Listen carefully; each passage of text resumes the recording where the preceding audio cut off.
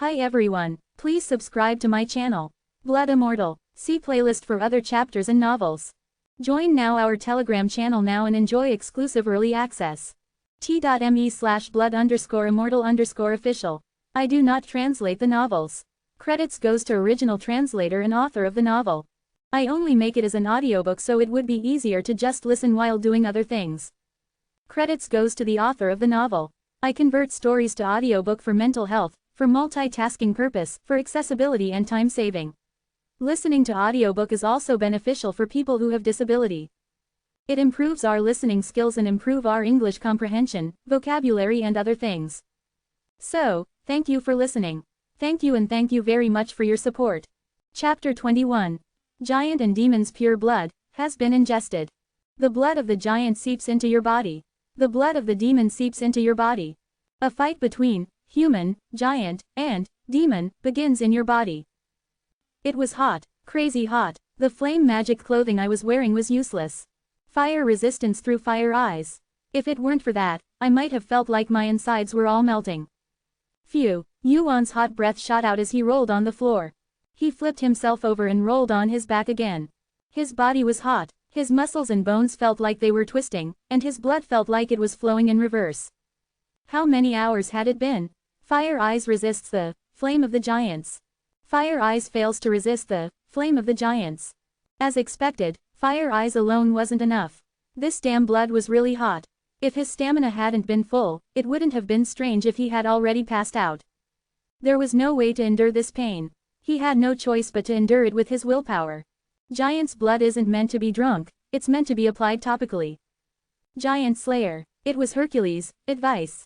In the tutorial, drinking it is the same as committing suicide.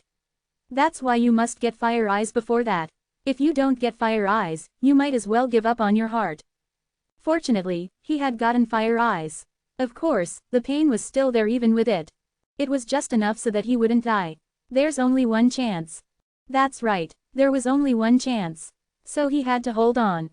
I have to accept as much power as possible. If he wanted to ease the pain, all he had to do was release the power that was entering his body right now along with his mana. It was quite difficult and demanding, but that level of control wasn't too difficult for Yuan. But Yuan didn't do that. Strength has increased by 1. Stamina has increased by 1. Strength has increased by 1. His stats continued to rise. Even though only his strength and stamina were increasing mindlessly, his mana increased by 1 every once in a while. The blood of the giant and the demon was seeping into Yuan's body. Throb, throb, his flesh was being reconstructed, and the muscles and bones in his body were twisting. As more time passed like that, stamina has increased by 1. Strength has increased by 1. His stats slowly but surely stacked up. How many stats had increased so far? It was definitely a pleasant message, but Yuan couldn't just welcome it. It should be coming out by now. What Yuan wanted wasn't a few stats.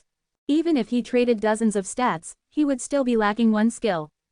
Getting that was the hidden piece that Yuan wanted.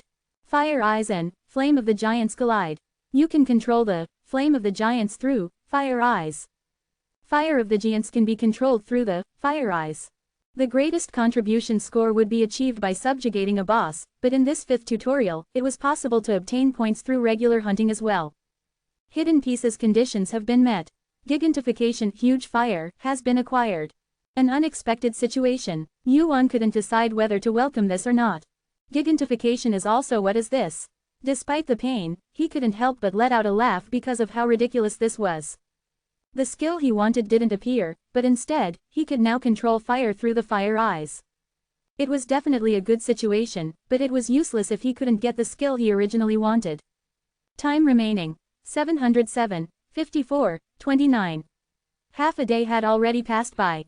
He had gained quite a few stats thanks to that, but it wasn't the result he had intended. Was I wrong? He was right. Originally, this was a skill that could only be obtained after hunting 10,000 giants and consuming their blood. Right, it was a ridiculous assumption, even if he had obtained a giant's heart in the tutorial area. I guess I'll have to be satisfied with this.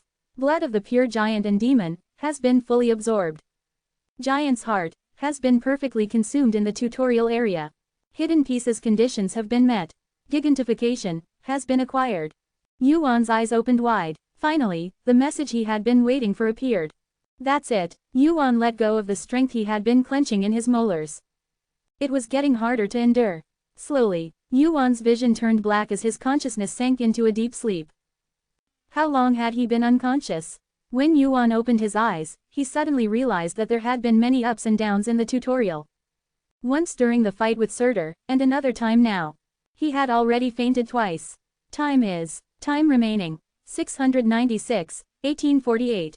When he checked the time, it seemed like he had been unconscious for almost half a day. It had already been a day since the 5th tutorial started. Quite some time has passed. A 30-day time limit. It was a long enough time, but to Yuan, it was irrelevant. I need to finish this as quickly as possible. As far as Yuan knew, the shortest record for the tutorial was a week. And the protagonist who achieved that record was Odin.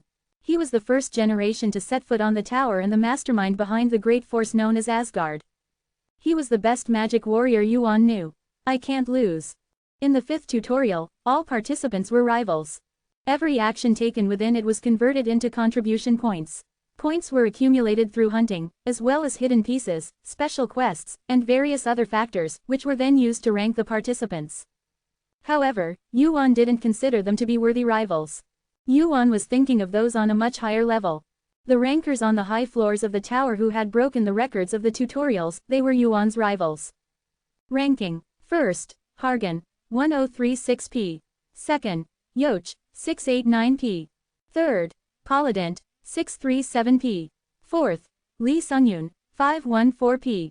Fifth, Elidor, 451p. The rankings had already been established. The rankings were already quite established. The giant flame was a skill that could fill in the gaps of Yuan's shortcomings, who lacked area of effect attack skills. The greatest contribution was made by clearing the boss, but in this 5th tutorial, points could also be obtained through regular hunting. Of course, the number 1 rank was held by Hargan. He had an overwhelming lead over the 2nd place. As Yuan looked through the names on the rankings, he noticed some familiar names. Elidor and Paladinte are rankers from Pantimum. They've participated in the tutorial from at least 2 worlds. Yoch, is this guy a pureblood? I've never heard of him before. Yuan didn't know all the participants in the tutorial. At that time, Yuan was active in a small team of about 10 people, and while they were hunting, Hargan had already cleared the boss. And Lee Sungyun, he was born in the same world as Yuan, but in a world where magic and swordsmanship were more developed, he was sandwiched between the participants from Pantimum and the purebloods. I've never heard of this guy either. But no matter how much he searched his memory, the name Lee Sungyun didn't come up. He didn't memorize the names of all the rankers, but he should have remembered the rankers from the same world, especially those from the same tutorial period. Did they all die here? Yuan scratched his head for a moment as he checked the rankings. There was no point in thinking too deeply about it. If he wasn't going to team up with them anyway, it didn't matter to him who was ranked where. Time is running out. Yuan checked his status one last time. Name, Kim Yuan.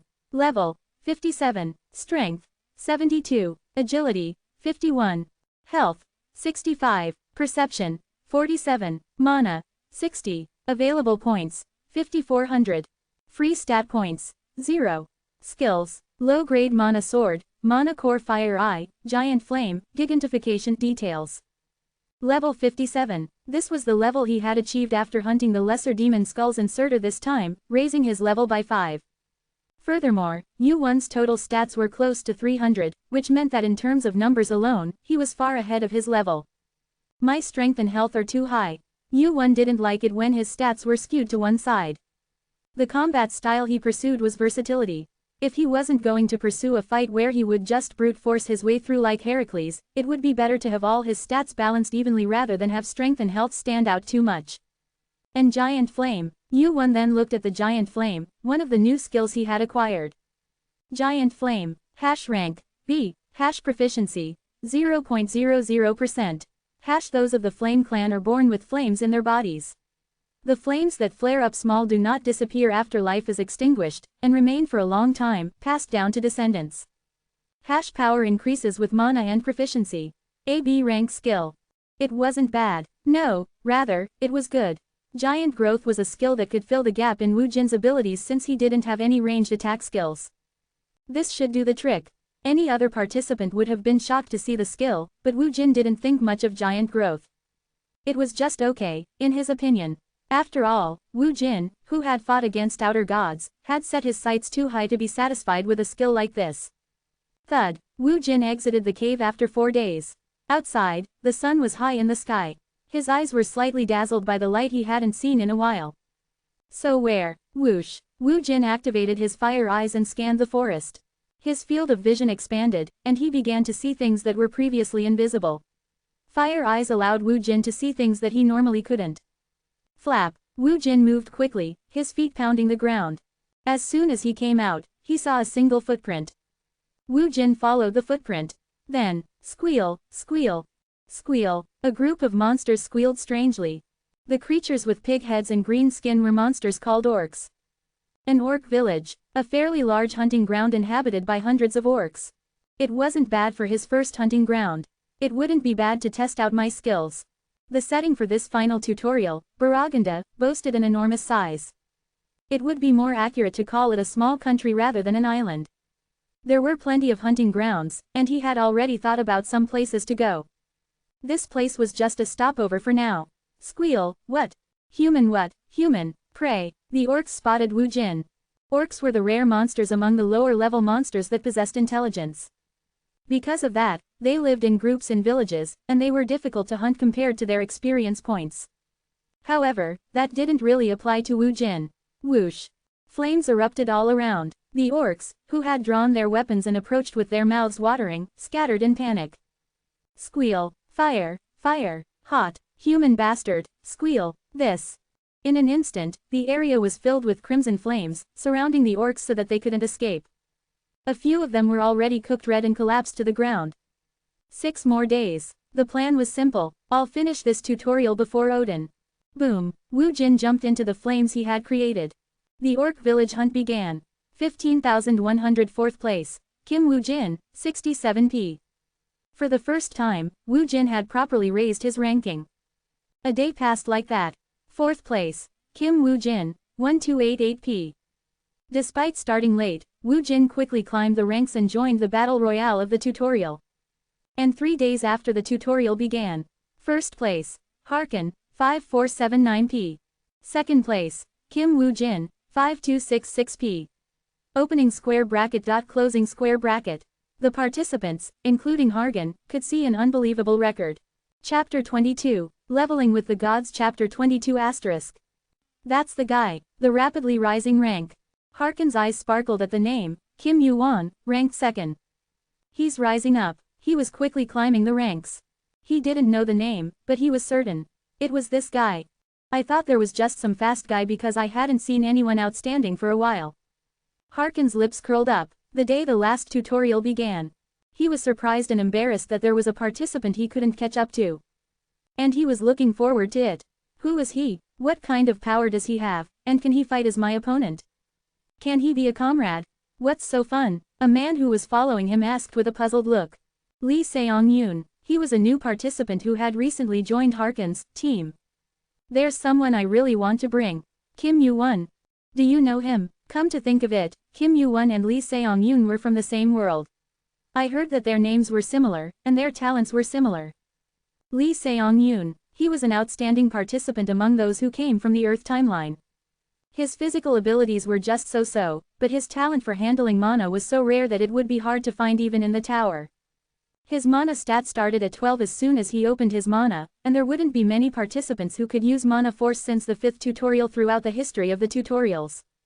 A shining talent, Earth, a star inhabited by weaker humans than any other timeline. But Harkin had already found 2 monsters there. The monsters named Kim Yu-won and Lee Seong-yoon. No way, I think we're from the same country, but I don't know him. Even if that wasn't the case, you can tell who you're curious about just by looking at the new rankings, right? Lee Seong-yoon shrugged his shoulders and said. At this rate, the rankings might be reversed soon. The score gap with Harkin Nim is narrowing quickly. Well, that's because of you guys. Harkin said that and looked at the few companions who were following him. Polydent and Elidor, Yolch and Lee Seong-yoon. In addition to them, a total of 9 companions were lined up. The hunt starts now. On the first day, Harkin's goal wasn't hunting. To gather proper companions and form a team. To raise the team he created and climb the tower together. It's a pretty good team.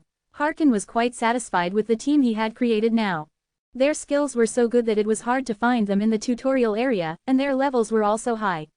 Above all, their personalities and positions were appropriately divided, so they were a good match. Of course, what brought them together was Harkin's overwhelming force and background. One more spot left. Harkin planned to gather exactly 10 companions in this tutorial. And among them, there was an opponent he had already chosen. His name is Kim Yuan, right? I will never miss him next time. While Harkin, who checked the rankings, was making up his mind like that. Is that it, mister? A man's dry voice was heard from the side. I told you, I'm not a mister, you punk.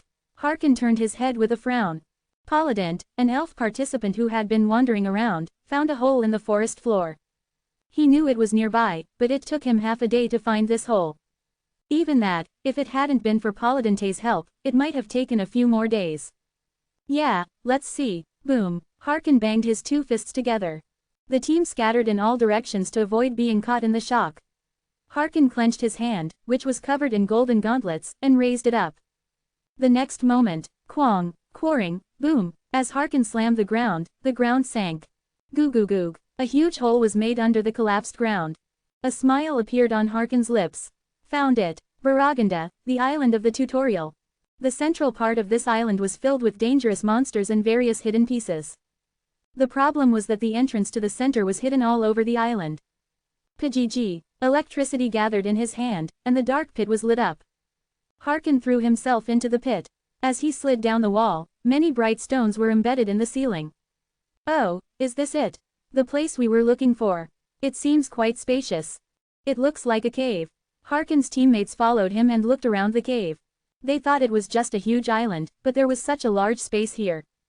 Paladin, who discovered the entrance, had his spirit investigate the surroundings and looked back at Harkin. Let's look around first and move, mister, what's wrong? Harkin's expression, which had been smiling as if he was happy since he first entered this place, had hardened. Harkin did not answer Paladin's question. It was because of a big question that popped into his head. This is strange. A message should definitely appear. He waited, but it was too quiet. He listened for a moment, but there was still no response. That means, did someone already discover it? There were no traces of anyone at the entrance they had entered. However, there was more than one entrance to this dungeon. A dungeon located under the island. No one knew how many entrances there were to this huge dungeon. Even so, in just a few days. Team leader, Lee Seong-yoon's voice. Ranking, check the ranking. Ranking. Harkin's eyes widened in wonder at what he was suddenly talking about. So he checked the ranking. First place, Kim Yuan, 5679p. Second place, Harkin, 5539p. In that short amount of time, the point results had flipped in an instant. Quang, quang, kururu. The cave shook as electricity exploded in a chain reaction. The long jackal-like monsters that suddenly appeared instantly burst and were crushed. Quirung. Harkin's fist shot forward. The ground and the cave shook once more with a thunderous sound. He seems quite angry. Paladin and Elidor, who were following behind, looked at the exploding electricity with their arms crossed. It was truly fearsome electricity and physical ability. Even though their power was not directed at them, their whole bodies were tingling. Rather than angry, he seems to be filled with fighting spirit. Elidor tilted her head at Lee Seong-yoon's words. She looked at Lee Seong-yoon with her gray skin and sparkling blue eyes. Competitive spirit? Well, something like that. Lee Seong-yoon brushed his chest. Every time he saw her face up close, his heart pounded like this. Elidor was an elf. She was also a special being, a mixed blood between a white-skinned elf and a dark elf. With her flawless, clean skin, exotic blue eyes, and long ears, she was a more perfect beauty than anyone Lee Seong-yoon could imagine. But we won't be able to hunt properly like this. Yulch, a woman with long, black hair that reached below her waist and her eyes closed, said. At her words, the team members, including Lee Seong-yoon, nodded their heads. No matter how enthusiastic he was alone, there was no way they could hunt properly if he hunted all those monsters. Let's split the team in half. Harkin, who had finished hunting in an instant, wiped the sweat from his forehead with the back of his hand. Yulch, Lee Seong-yoon, Elidor, Pale, Typhoon. The teammates Harkin called out to look at him. There's a fork in the road. You guys go to the right. Elidor and Paladin will find the way and be in charge of communication. Will it be okay with just 5 people? Harkin shook his head at Paladin's question. Yulch is on that side, too. Right, she is. Paladin answered and looked at Yulch, who was already walking to the right. She was a pure blood from the same tower as Harkin, a mercenary from a family that handled magic. She was the second strongest in the team after Harkin, so he could trust her enough. Starting with Yulch, the 5 of them split off to the right and began hunting. Even without Harkin, the hunt was no problem. Yulch, who had escaped to avoid getting caught up in Harkin's barbaric electrocution, pulled out his double swords and instantly charged into the monsters. Swish, scrape, keeg, dozens of lynxes shrieked. Seong-yoon extended his hand toward them. Mana bullet, whoosh, mana gathered and a mana bullet was created. While Yulch and Eldor were buying him time up front, Seong-yoon prepared a shot. Get down, quat, the mana bullet swept across the front. The bodies of the lynxes burst apart. Mana bullet consumed a lot of mana, but it was just as powerful. In an instant, a group of lynxes was wiped out. Seong-yoon let out a long breath. Phew, he could currently use mana bullet 3 times. He had just used one, so he needed to start conserving his mana. Good work, let's keep going like this. The hunt was going smoothly. The party continued hunting the same way for hours. The unknown monsters resembling lynxes were increasing in number and growing more legs. Yulch, stand behind you, don't lose your formation, hold your position. The hunt was getting more intense. Their experience and points increased accordingly, but the lynxes were qualitatively and quantitatively different from the other monsters above. Phew, this is getting harder. What's that door over there? It's huge. Opposite the dozens of lynxes was a huge iron door that was 5 meters tall. It was the first door they had come across since entering the dungeon over 5 hours ago. Do you think it's a boss room? Boss room. In a game I used to play, I've been in dungeons like this before, and there was always a boss when you went in a place like that. Seong-yoon recalled a game he had played long ago. Yulch looked at him with new eyes, wondering if he was a mercenary or adventurer like her. The party took a short break. Seong-yoon caught his breath and focused on recovering his mana while constantly checking the rankings. First place, Kim Yu-won, 7149p. Second place, Hargan, 7081p. The gap in points was narrowing quickly. Hargan's hunting speed was incredible. Perhaps because he had found a hunting ground with a lot of monsters at the right time, he was really raking in the points. But something was strange. I thought it had stopped going up earlier. Yu-won's points, which had been climbing quickly, seemed to have stopped at some point. As a result, the gap in points started to narrow again, and soon there were less than 100 points left. What are you doing? What? Seong-yoon was startled by Yulch's question and replied. Nothing. Don't get too distracted just because the hunt is over. The moment you relax is when you're most likely to die. Yes. As he answered, Seong-yoon's eyes widened. Yulch asked, what's wrong? The rankings. Rankings. Goo. The floor of the cave shook. It felt like something huge had fallen. What is it? I think it's over there. The party, which had been taking a short break, started moving again. The shock had definitely come from beyond the door in front of them. Everyone, get your heads back in the game.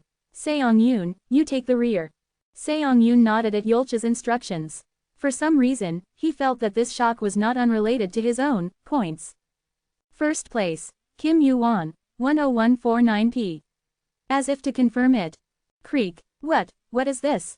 Who the hell? The party, which had quickly gotten into position, opened the door and entered the depths of the dungeon, where you have entered the boss room. Clearance completed. They were met with hundreds of lynxes and the corpse of a huge boss that was dozens of meters long. We're a little late, and above it, this guy just died. A single person sat there, who seemed to have hunted all these lynxes. Chapter 23. Thud, the dungeon boss collapsed. Wu Jin, who was standing on top of it, clicked his tongue. This is gross. A monster with hundreds of legs. In the tower, it was commonly known as a parasite, and unlike its insect-like appearance, it had quite a lot of vitality. Because of that, Wu Jin had to fight it for almost 30 minutes. Of course, thanks to that. Level up. Strength increased by 1. Agility increased by 1. Magic power increased by 1. He was able to level up. I have to be careful when using the giant transformation. I can handle the magic power, but with my current stamina, it's too much of a burden on my body. He gained a lot from this boss raid. Of course, he leveled up and was able to use his current skills to his heart's content, so he was able to get a better grasp of his current combat power level. But that's enough for now. In any case, since he had caught the parasite, the second purpose of entering this dungeon had been solved. There was also an additional harvest. 3000 P acquired for clearing the boss room. Cheon Salsung's completion rate has increased by 1%. Only 1% for catching this tough boss. However, Cheon Salsung's completion rate had never increased this much before. He had only increased his completion rate by 2% after hunting thousands of monsters for several days. Does the completion rate increase faster when hunting monsters that belong to a higher level? It's not enough to just kill a lot of them. He realized that for sure this time. The completion rate is increasing slowly. Do I have to focus on raiding bosses to properly complete the skill? Cheon Salsung had yet to show any proper effects, except for the initial stat points he had been given. Looking at the skill's effect, it said that additional stats would be given depending on the completion rate, but he had no idea how much it would be. One thing for sure is that the skill needs to be completed to work properly. Wu Jin sat on the body of the giant hyena for a moment and rubbed his right arm. In any case, as Wu Jin needed the stamina stat, a skill that increased his stat was more than welcome. Creak. Just then, the iron door on the opposite side of the entrance Wu Jin had entered through opened, and a group of participants entered. What is this? Who the hell? They looked very surprised when they saw the situation inside the boss room. Well, hundreds of hyena monsters, and the body of a giant boss reminiscent of a dragon. This room was full of amazing things. I'm lucky. A hidden dungeon hidden within the last tutorial area. He didn't know how they were able to get in here, but he could tell what their level was just by looking at them. If they had come before me, they would have been annihilated. No, maybe a few of them would have escaped after dying. Wu Jin, who had been looking at them one by one, narrowed his eyes. There was a familiar face. If it's Elidor, wouldn't he be with a paladin? And that guy is a participant who seemed to be Korean like him. Lee Seong-yoon. They were participants with quite high rankings. They were all gathered together as a team. It was an interesting party. You're a little late. At Wu Jin's words, the group who had been looking around the boss room discovered Wu Jin. This guy just died. You, don't tell me you did all this by yourself. The participants who found Wu Jin started to tense up and took a defensive stance one by one. After all, it wasn't unreasonable to consider Wu Jin, who had cleared the boss room by himself, as a dangerous person. Would it be possible if he was the team leader? Lee Seong-yoon thought while looking at the bodies of the monsters scattered around the boss room. Hargan, who wrapped his body in golden lightning and blew up dozens of monsters with a single punch. He had declared himself the strongest in this tutorial, and his teammates nodded after seeing his skills. But really, well, would Hargan have been able to clear this boss room by himself? Those traces. A huge hole in the ground. Is this really the ability of a participant who was born and raised in the same world as me and who has gone through the same tutorial? Gulp. Lee Seong-yoon swallowed. The one in front of his eyes was a beast. Are you Kim Yoo-won? Lee Seong-yoon asked, thinking of Yoo-won's public achievement score that had skyrocketed just a moment ago. As expected, Yoo-won nodded. There was no reason to keep it a secret. Are there no other party members? I'm alone, as you can see. At Yoo-won's answer, Lee Seong-yoon could see why Halgan coveted Yoo-won so much. At first, I couldn't believe it. How could someone from the same world as me have the same power as Halgan? Having entered Halgan's team and heard roughly about the life he had lived, I couldn't believe even more that Yoo-won was a powerful man on the same level as Halgan. But, it was real. What if the author joins the team? Halgan and Kim Yoo-won, Yochin, two elf warriors, Eldora and Paladin. They were all the best in the tutorial. Halgan wanted to create a team. He wanted to raise the team to the top of the tower and become a ranker together, and to be recognized by Olympus. That's why he coveted Yoo-won. Would you like to join our team? Halgan had already left a seat for Yoo-won. Lee Seong-yoon also had a growing desire to be with Yoo-won. So did the other party members. At Lee Seong-yoon's suggestion, Yoo-won looked at him. It's definitely different from Kim Myung-hoon. I had heard a similar suggestion from Kim Myung-hoon, but the two suggestions were very different. Kim Myung-hoon had no intention of forming a team with Yoo-won. All he wanted was a fence that would make him more comfortable and safe.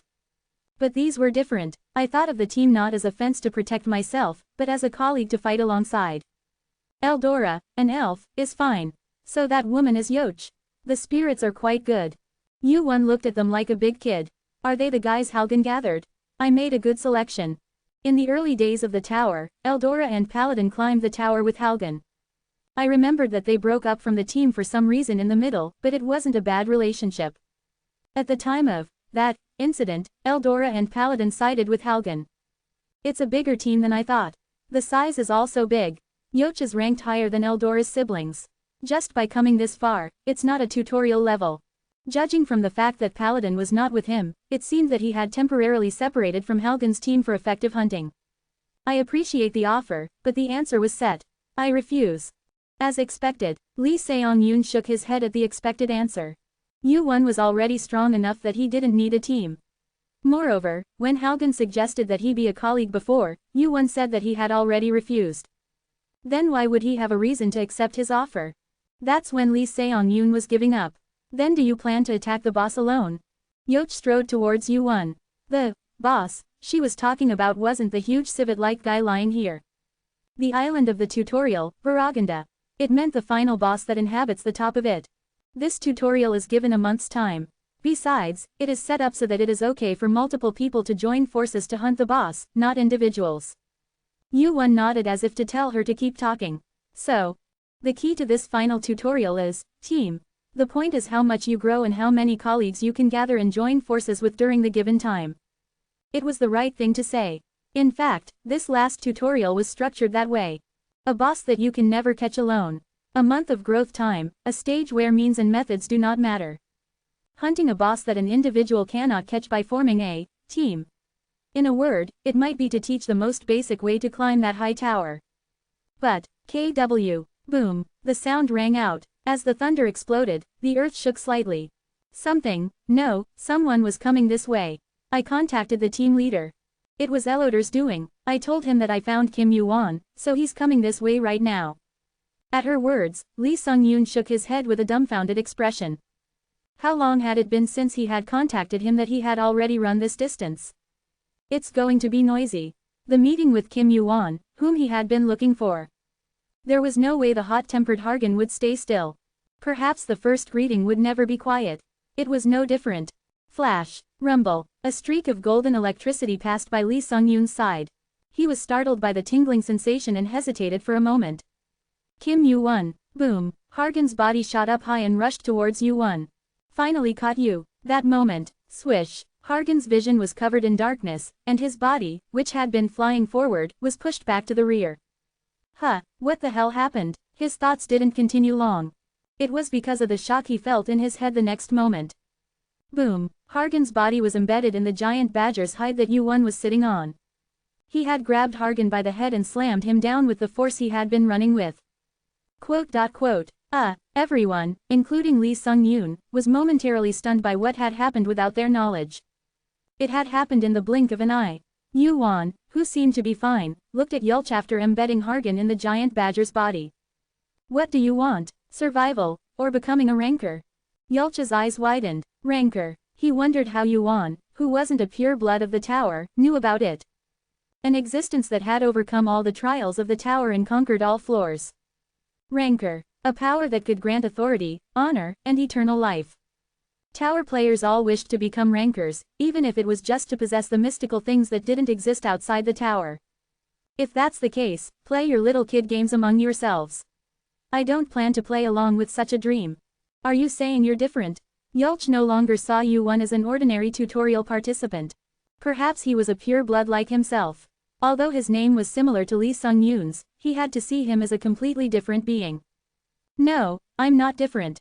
I should also become a ranker someday. But that's just the process, not the purpose.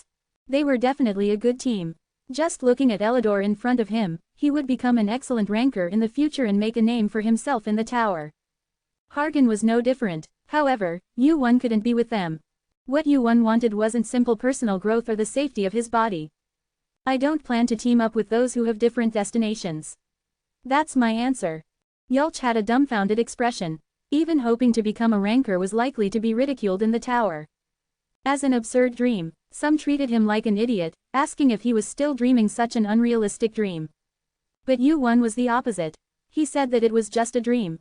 If not a ranker, then even a high ranker. No, even higher than that. Yu-won shook his head and pointed his finger upwards. A ranker, and even higher than that. The ultimate destination Yu1 would head towards in this life wasn't a ranker, high ranker, or the top of the tower. I'm going to break the ceiling of this tower. Chapter 24. For a moment, Yolch couldn't say anything. Breaking through the ceiling of the tower. It was something she had never even thought of. Having failed to be chosen by the tower, and merely staying in the middle floors, rankers were like a dream to her.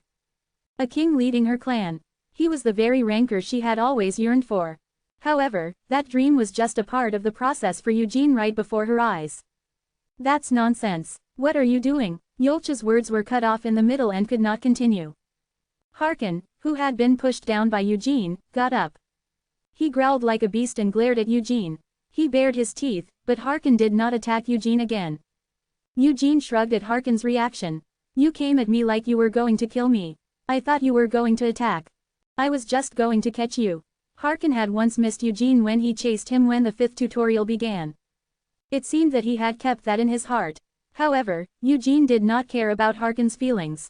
Anyone would be scared if someone ran at them like that. Harkin scratched his head as he thought about what Eugene said for a moment, then nodded. That's true. I'm sorry. It was a more lukewarm response than he expected. He thought he would be angry. As he wondered, Harkin grinned and held out his hand. By the way, join our team, he said to the opponent who had just pushed his head down. Was he not quick-witted? Eugene frowned, wondering if he should say what he had said again. The answer is with that guy. I know, I heard everything. You heard. It was an interesting story, so I listened. Breaking through the ceiling. That's a thrilling story. Crackle, crash, electricity ran through Harkin's body. It was proof that he was very excited. He must have been very strong, because he looked fine even after being pushed down by Eugene. I heard from my father that there is a greater power hidden, outside, this tower. From your father? I don't know, but he's a great person.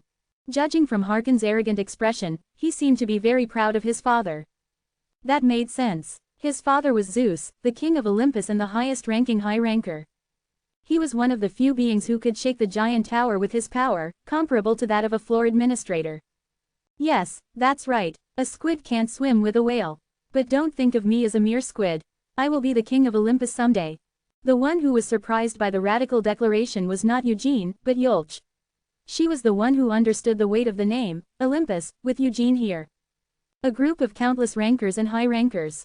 Godlike beings who ruled and dominated the many floors of the tower. Harkin was now saying that he would become their king. Your ambition is quite big. Eugene chuckled at Harkin's words. However, he couldn't just laugh it off. The smile on his face quickly disappeared. Become a king, is that why? Eugene looked at Harkin, who had a confident expression. It didn't seem like a joke. Moreover, considering that thing that Eugene remembered, the variable called Harkin could be quite significant. The true lineage of Olympus. Revising the plan was never a good choice. The future has to change anyway. Maybe the variable called Harkin could be a gold card he could use. How do I do it? As Eugene pondered for a moment. If you don't believe me, can I prove it? Eugene made a curious expression at Harkin's words. Proof? What? A bet? What? Harkin couldn't tell whether he should believe these words or not. Let's make a bet. Whoever kills the boss faster, and whoever contributes more. You can make your own team. It doesn't matter how many there are. What about you? There are 9 of us on our team. We won't be getting any more reinforcements. It was quite a bold suggestion. One could make a team of dozens, even hundreds, to kill the boss, but they would only move with 9 people.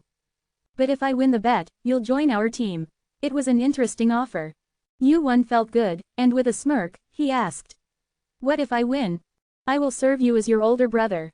I don't need an older brother. What good would it do to have a little brother like you? After thinking for a moment, One nodded. If I win, help me out once when I need it. Once? Why, no, I was just wondering if that would be enough. Okay, anything's fine as long as it's not too much. I'll even give you my items if you want. Harkin was quite confident. It seemed like he thought he would definitely win the bet. One chuckled at the word, items, and nodded. That's good, too. Harkin, a pure blood of Olympus, must have some amazing items. Especially since his influence would be much stronger than it was now once the tutorial was over and he went up to the tower, his help would definitely be a great asset. So, is the bet on? Yes, this will be fun, he. Bam, Harkin bumped his fists together and let out a hearty laugh. It seemed like he had already gotten over the shock of being hit by One earlier. Then let's meet on the first floor later. Don't lose too badly then. He turned and walked towards his party. Yu-won realized how sturdy Harkin's body was and scratched his head. Well, that's how he was able to finish the tutorial in 10 days. He really was an ignorant guy. About a week from now, he would have the power to conquer the boss with this team. Okay, did you all hear that? Let's hurry up, we'll be cutting it close if we want to move according to schedule. Harkin led his party out of the boss room. Yu-won checked the time and spoke to Harkin and his party as they were leaving. There's no need to move so quickly. Harkin, who was leaving the boss room, turned his head with a puzzled expression. He didn't need to move quickly now that the bet had started. Yu-won shrugged and added an explanation. Check the time. Time? Why all of a sudden huh? The eyes of the party members widened when they checked the time until the end of the tutorial. Harkin was equally surprised. What's this? Time limit. 632, 746. Time limit. 632, 746. Time limit. 632, 746. Opening square bracket, closing square bracket. The time wasn't decreasing. It was something that no one had expected. Even Harkin, who thought he had the most information about the tutorial as a pure blood of Olympus, was the same. Why on earth? Yu-won answered the question that appeared on Harkin's face. Vargan isn't an island. The stage of this tutorial wasn't a virtual island. It's a divine beast. A giant creature. This tutorial stage was the body of a giant divine beast the size of a small country. At Yu-won's answer, Harkin looked at the civet-like monsters on the ground. One thought came to his mind. Then these guys are parasites. They've been living in the body of this giant creature, sucking its energy and tormenting it. Vargan can't stay afloat on the sea because of these guys, so it's trying to submerge itself again. The parasites won't be able to survive once water gets in. Then this giant monster is like their king. Something like that. It was the one that kept giving birth to and raising these parasites. It was an absurd story. Harkin couldn't decide whether to believe this or not. Information that even Olympus didn't know. And yet, a tutorial participant, whose origin and identity were unknown, knew about it. So now, Yu-won nodded with a grin. The time limit won't decrease anymore. The 5th tutorial is a battle against time. It's about how much time limit you have left before hunting the boss. How did I catch that guy in a week? I'm only saying this because we're here, but it wasn't actually a week. Baragan, the reason why Odin was able to hunt the boss of the 5th tutorial in a week. That hidden piece was right here. If time passes, the administrator or the errand boy will intervene. They won't leave the time limit as unlimited. Thinking that he had rested enough, Yu-won got up from his seat. That's when I'll end the tutorial. The time limit is not decreasing. The participants of the tutorial began to notice it one by one. What's this? The Olympics? Am I the only one seeing this? Is time going to suddenly disappear later? It'll start moving again in a bit. The participants started hunting again. They had to level up as much as possible within the given time and earn points. The participants who had made it to the 5th tutorial were potential players of the tower who had survived the brutal survival rate. They were learning how to train themselves while thinking ahead. And at that moment, to think that a parasite would be hunted, this is the first time since Odin. What about the administrator? Did they not know about this yet? They had a falling out with Olympus not too long ago. They must be busy with that right now. The errand boys were about to die. The device they had brought to create the stage for the tutorial had been hunted. Because of that, the tutorial was causing an error. However, there was no way to fix it right away. Someone contact the administrator. It's not like it's somewhere you can just find. Damn it, this hasn't happened since Odin. The errand boys were thrown into chaos. They moved to somehow get the tutorial back on track. Of course, since even the administrator was away, it was impossible to do so quickly. And so, time continued to pass while stopped. Thud, flap, flap, flap. A vibration that shook the forest floor. And the birds flew up into the sky due to the heat that had made the forest sweltering. An orc with a huge body collapsed to the ground. Groan. Chief, victory, victory, human, victory, victory, monster, victory, over here. A group of orcs with red skin flinched and stepped back.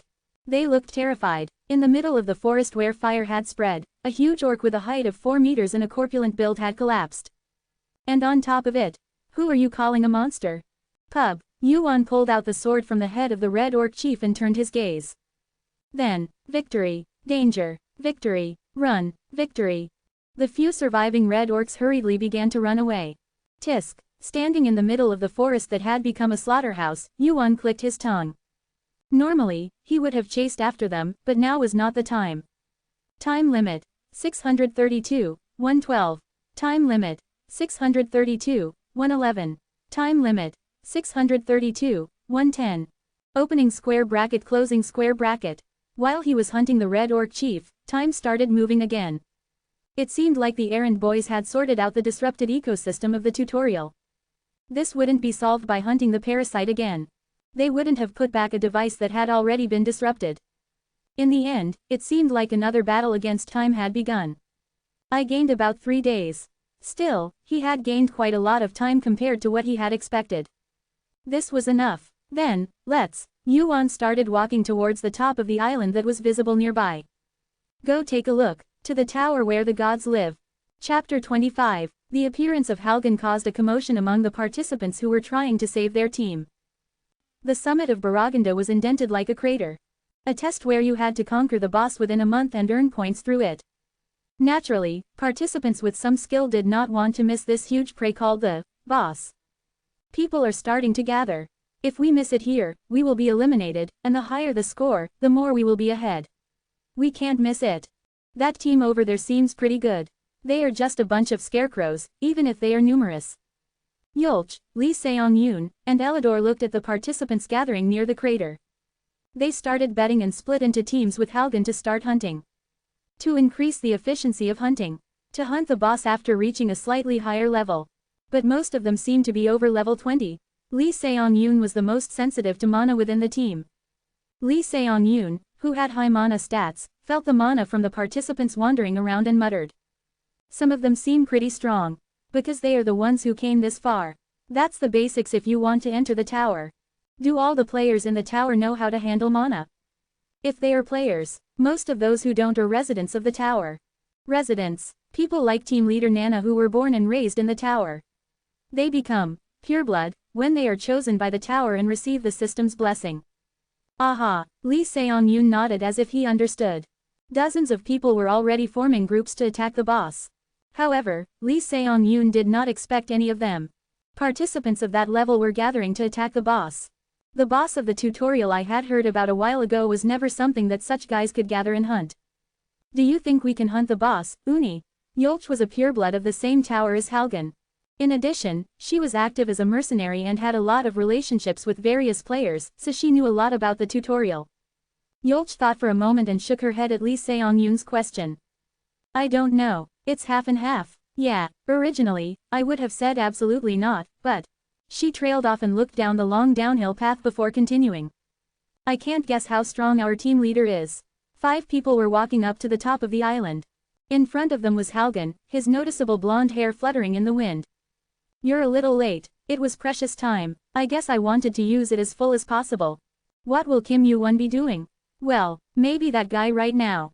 At that moment, Elidor, who had been watching the bustling people, answered Lee Seong-yoon's question. He's over there. Quote. Lee Seong-yoon turned his head and looked at the opposite downhill path.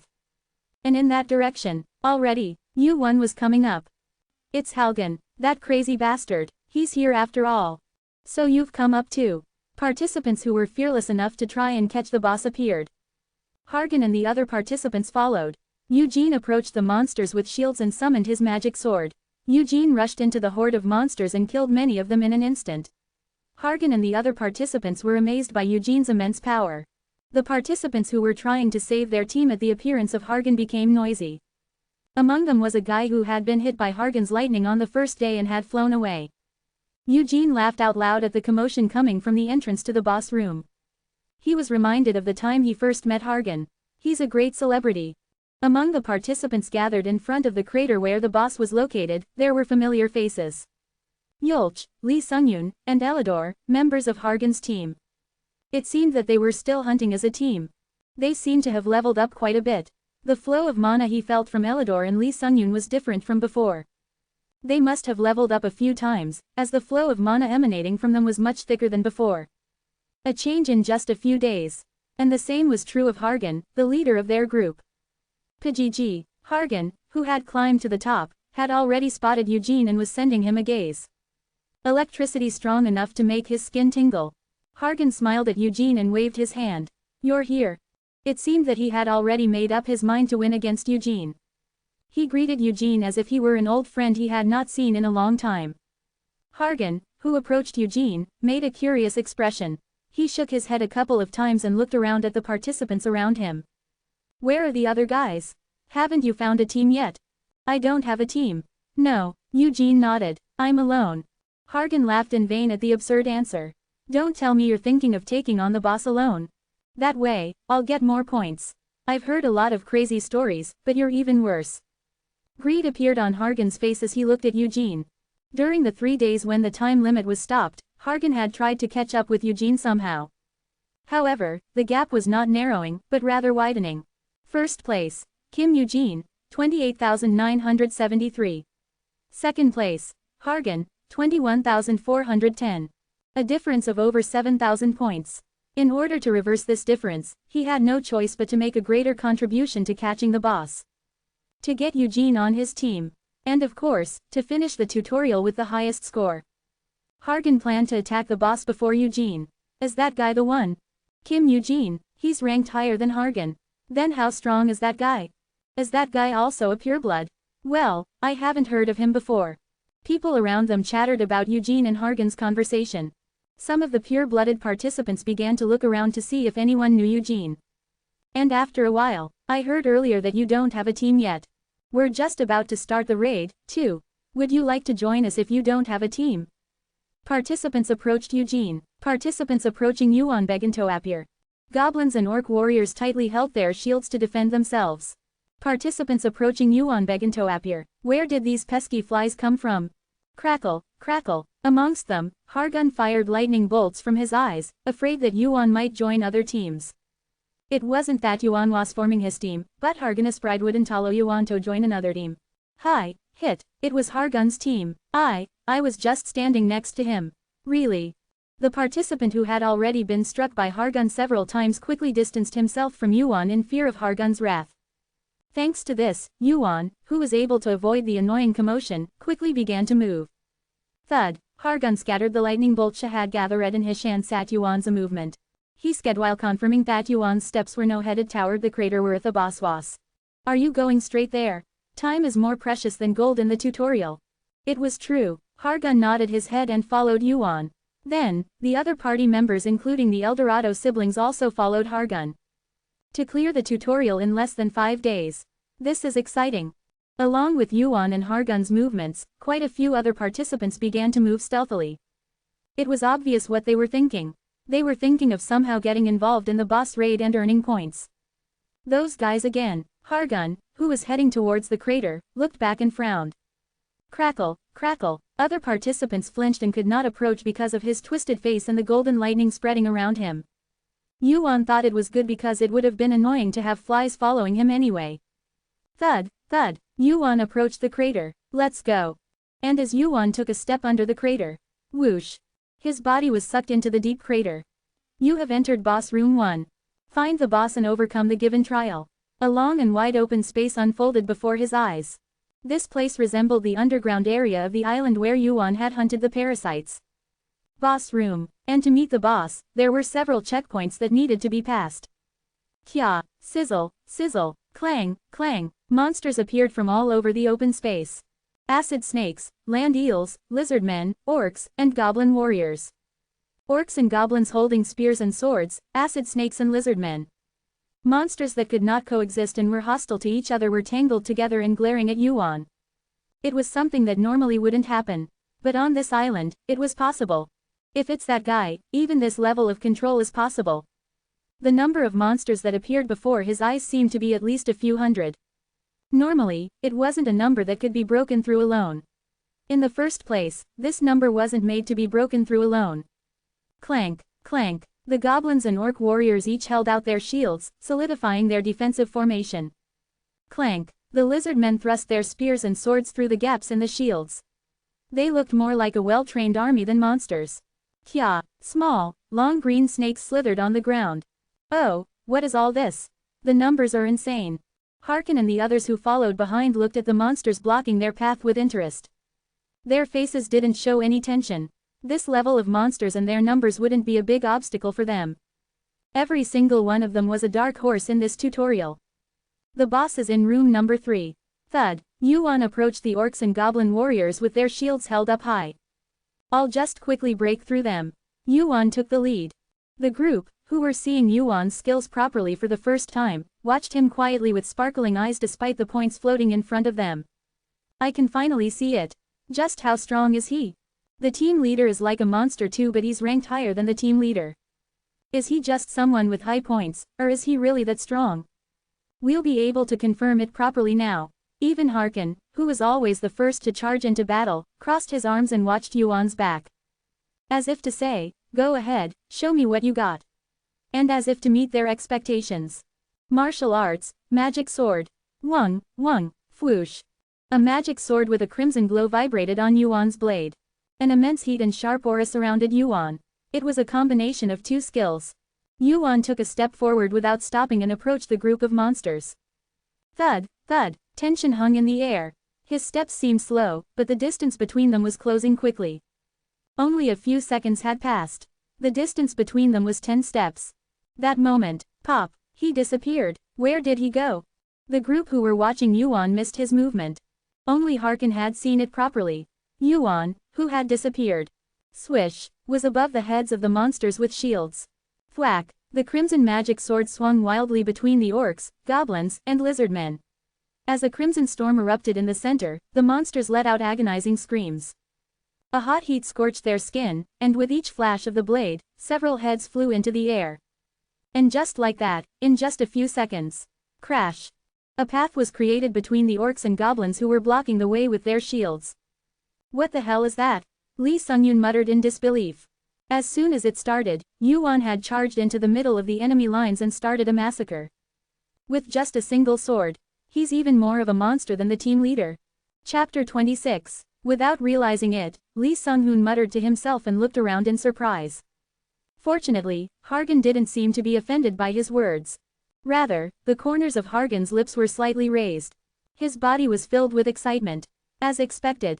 Crackle, the electricity that bloomed from Hargan's body gathered in his fist. He could no longer just watch.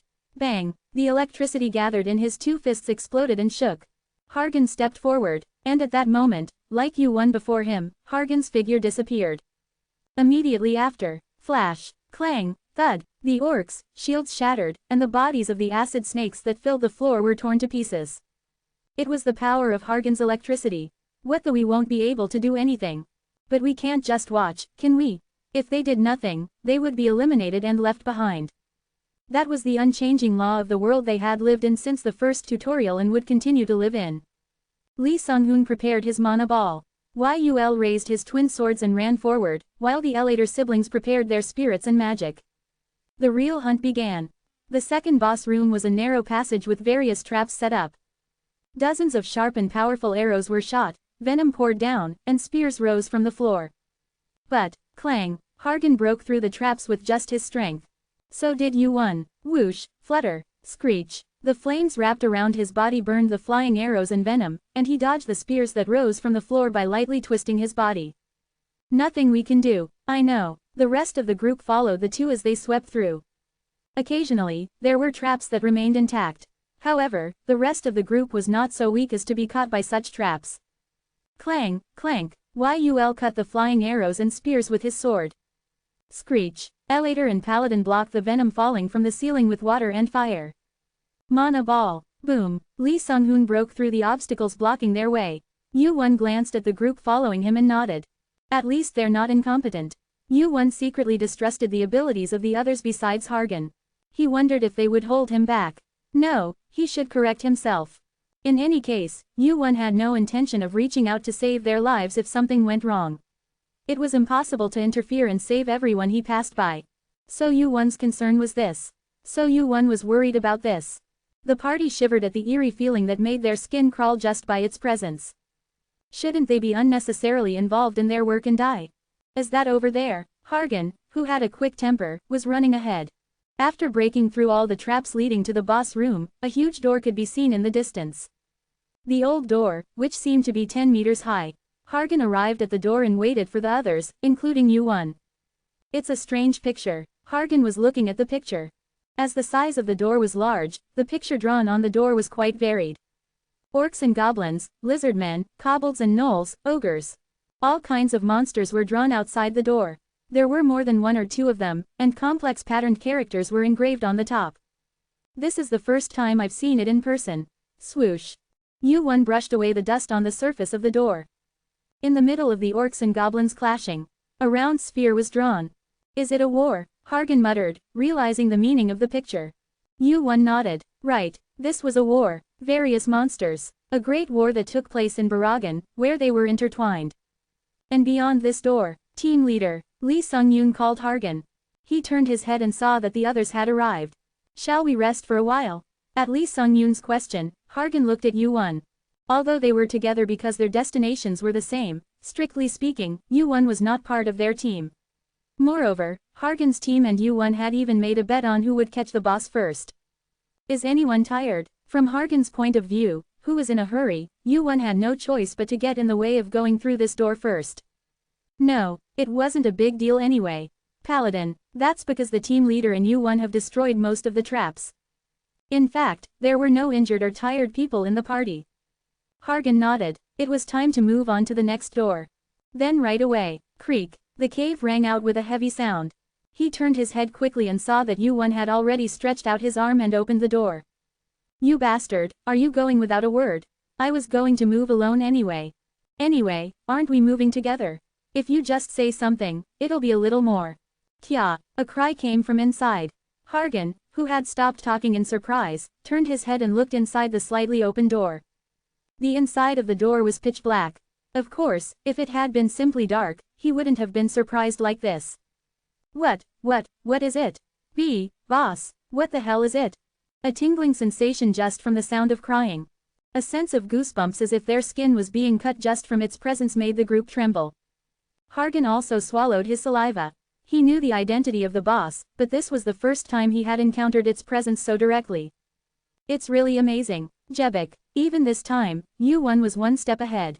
A door that was open enough for a person to enter. Yu-1 began to walk into the door from which the crying sound came. He could no longer hesitate. Hargan glanced at the group and said, "Let's go." Jebek. Unlike the outside where torches were lit, the inside of the door was pitch black. Hargan created light by igniting electricity in his hand. The inside was long and cave-like, and at the end, the ceiling became high, forming a huge circular cavity. And in the middle of it, Kung, Kya, the identity of the crying sound was there. What is this? This is crazy. Kung. Cheolgruk, Cheoljiok. The appearance of the boss trapped in a huge iron cage was bizarre. The guy looked like a mixture of monsters that could be easily seen outside, such as orcs, goblins, and ogres. A huge body over 10 meters long with a mixed face of several monsters, an ogre's torso, orc's legs, and a lizardman's tail. Even black wings that seemed to belong to an unknown monster. Kya, the boss wailed at the group that appeared before him. Jarrett, it felt like their bodies were numb just from the sound of crying. Except for Yu-1 and Hargan, the group took a step back, unable to overcome the boss's intimidation. Yu-1 looked at the boss, who was bound in chains and restraints all over his body. Chimera. The guy struggled and suffered. He was horrified by his own self, which was a mixture of numerous living beings, and he was in pain and anger. Those complex emotions swirled around the Chimera as life force and mana. The Chimera before his eyes was not a monster that could come out in the tutorial area like Surtur. That's why it's the final boss of the tutorial. He was the one that tens of thousands of participants had to join forces to hunt. Entered Boss Room 3. Boss, hunt the sealed Chimera. Tutorial ends upon achieving the objective. A fairly simple message. However, the message in this Boss Room 3 was not the end. Only one person can unseal the Chimera and use it as a subordinate. Destroying the sealing stone will end the time limit and allow you to pass the tutorial regardless of the conditions. The owner of the Chimera will be given additional points depending on the participant the Chimera kills. 1. Next to the iron bars where the Chimera was imprisoned, a crimson glowing staff was erected. A jewel-emitting light was embedded at the end of the staff. Perhaps that was the seal stone mentioned in the message. If I break that guy will come out of the iron bars, right? While catching the Chimera, the participants who are considered allies must protect the seal stone from the test. It won't be difficult. If there were many participants who entered the boss room, the test would have been more complicated. However, the number of participants who entered this boss room right now was only 10. It was not a number that was too difficult to monitor each other's movements. Furthermore, even if someone acted rashly, there was a skilled person named Hargan. Among the party here, no one was faster than Hargan. Of course, thud, except for one person, quote. Where are you going now? Yuan began to move. The direction was not towards the chimera. Moreover, Yuan did not even take out his sword. Yuan was now walking towards the sealstone. Swish, hey, Yuan turned his head at the wicked energy he felt on his shoulder. Hargan, who was behind him at some point, approached and grabbed his shoulder. What are you doing now? Let go of this. I asked what you're doing. I need that. Are you trying to betray me now? Did you forget about the bet? The bet between Yuan and Hargan was about who would hunt the boss first or who would contribute more. Either way, it was a bet that could only be established if the boss was hunted. However, if the sealstone was broken, the participant would be able to use the chimera like a summoner. Naturally, the bet that whoever took down the boss first would win could not be established. No, I will win that bet. Hargan, who paused for a moment at Yuan's answer, shouted, putting more strength into his hand holding his shoulder. Then what? Why do you need that? I thought it would be like this, so I was going to do it alone. Yuan sighed and raised his hand. Yuan's hand was now holding a sword taken out of his inventory. At that moment, Kim Yuan, crackle, Hargan emitted an electric shock through Yuan's body. However, whirl, clang, the tip of the sword that Yuan threw ended up breaking the sealstone that was far away. The sealstone has been destroyed. The seal of the boss, chimera, has been released. Defeat the chimera released from the seal. The owner of the chimera is Kim Yuan. Chapter 27, Clank, clank, creak, creak. The chains and restraints wrapped around the chimera's body began to come undone. The iron bars caging the chimera's massive frame quickly corroded and turned black. You bastard, you really? Hargan glared at Yuan, who had shattered the sealing stone, his expression twisted in anger. With this, Yuan had become the master of the chimera right before his eyes. It felt like being betrayed by a trusted comrade. However, Yuan's next action was different from what Hargan had expected. Chimera, growl, over there, break down the wall. At Yuan's command, the chimera, now free from its restraints, charged towards the wall.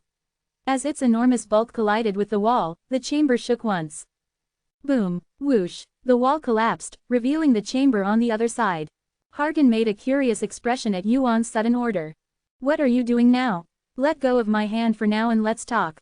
Swish, Yuan grabbed Hargan's hand and pulled it down. Crack, Hargan did not let go of the hand that was holding his shoulder. He still did not trust Yuan's actions. Explain yourself properly, that guy won't attack you. I have control over it now. Yuan said as he gestured towards the chimera, the boss of the 5th tutorial. However, Yuan had gained control over it by destroying the sealing stone. Indeed, the chimera would not move without Yuan's orders as long as he had control over it. In the end, there would be no problem as long as Yuan did not plan to use the chimera to attack. We have a different enemy to deal with from now on. Not the boss, but another guy. The chimera is a monster created by mixing various monsters on the island. What does that have to do with anything? Who do you think created the chimera? Hargan's eyes flashed at Yuan's question. At the same time, the strength in his hand, which was holding Yuan's shoulder, loosened. Hargan looked at the wall that the chimera had broken down. If the chimera was the real boss, and if there was no more prepared stage, it was a space that should not exist. Surely that was the truth. Yuan began to move towards the inside of the wall that had been broken down with the chimera. An unexpected situation. Team leader, what should we do about this? The message clearly ordered them to kill the chimera. It was the boss of the tutorial, and they were participants who had to catch that boss. However, the situation unfolding before their eyes was not so simple. Let's go in for now. Hargan followed after Yuan. The others did the same. As they entered the collapsed wall, a long passageway appeared. And in that passageway, what is that? An arm? Ahead, there were bodies that looked like human bodies hanging. An eerie atmosphere. Thump, thump. Yuan continued to walk through the passageway with the chimera. The end of the passageway was soon in sight. Whoosh. A large chamber with torches hanging. This was the 4th room of the 5th tutorial, which the message had not mentioned. You have entered the 4th boss room. The boss is being refreshed. Boss, defeat the Chimera Creator. A new boss. Who is the Chimera Creator? Damn it, I don't know what's going on. The party was thrown into confusion by the sudden message. And so was Hargan. He had been studying the tutorials since before he was chosen by the tower, but he knew nothing about the existence of a fourth room or another boss. This is. Hargan looked inside the fourth boss room. A chamber several times larger than the previous boss rooms. Numerous corpses were scattered inside. Participants of the tutorial. Growl. The chimera that Yuan had brought with him let out a cry. It was a cry mixed with deep anger. Are you taking a nap? Yuan looked at the center of the chamber. Creak. A long desk. A skinny man with blood on his hands was engrossed in something. The Chimera Creator. This is a first. Creak. The man sitting on the chair rose from his seat. He had a face as sharp as his tall frame. His skin, pale from not seeing the light for a long time, was covered in a contrasting black robe. You didn't betray me even though you coveted the control of the chimera, and instead, you came to the room where I am. What's this about? The cracked voice gave off an eerie feeling. He curled his eyes and mouth as if he found it amusing, looking between Yuan and Hargan. Who, is that one a descendant of Zeus?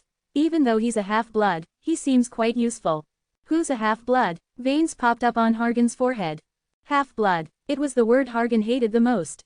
He looked at Yuan with a crumpled face and asked. What is that thing? The black sorcerer, child. He's a ranker who disappeared from the tower a long time ago. Child. Hargan's eyes widened. Suddenly, a ranker in the tutorial. Putting aside the question of why a being who reached the top of the tower was in the tutorial, if he was a ranker, he was an opponent they couldn't defeat no matter what they did. Is that guy really child?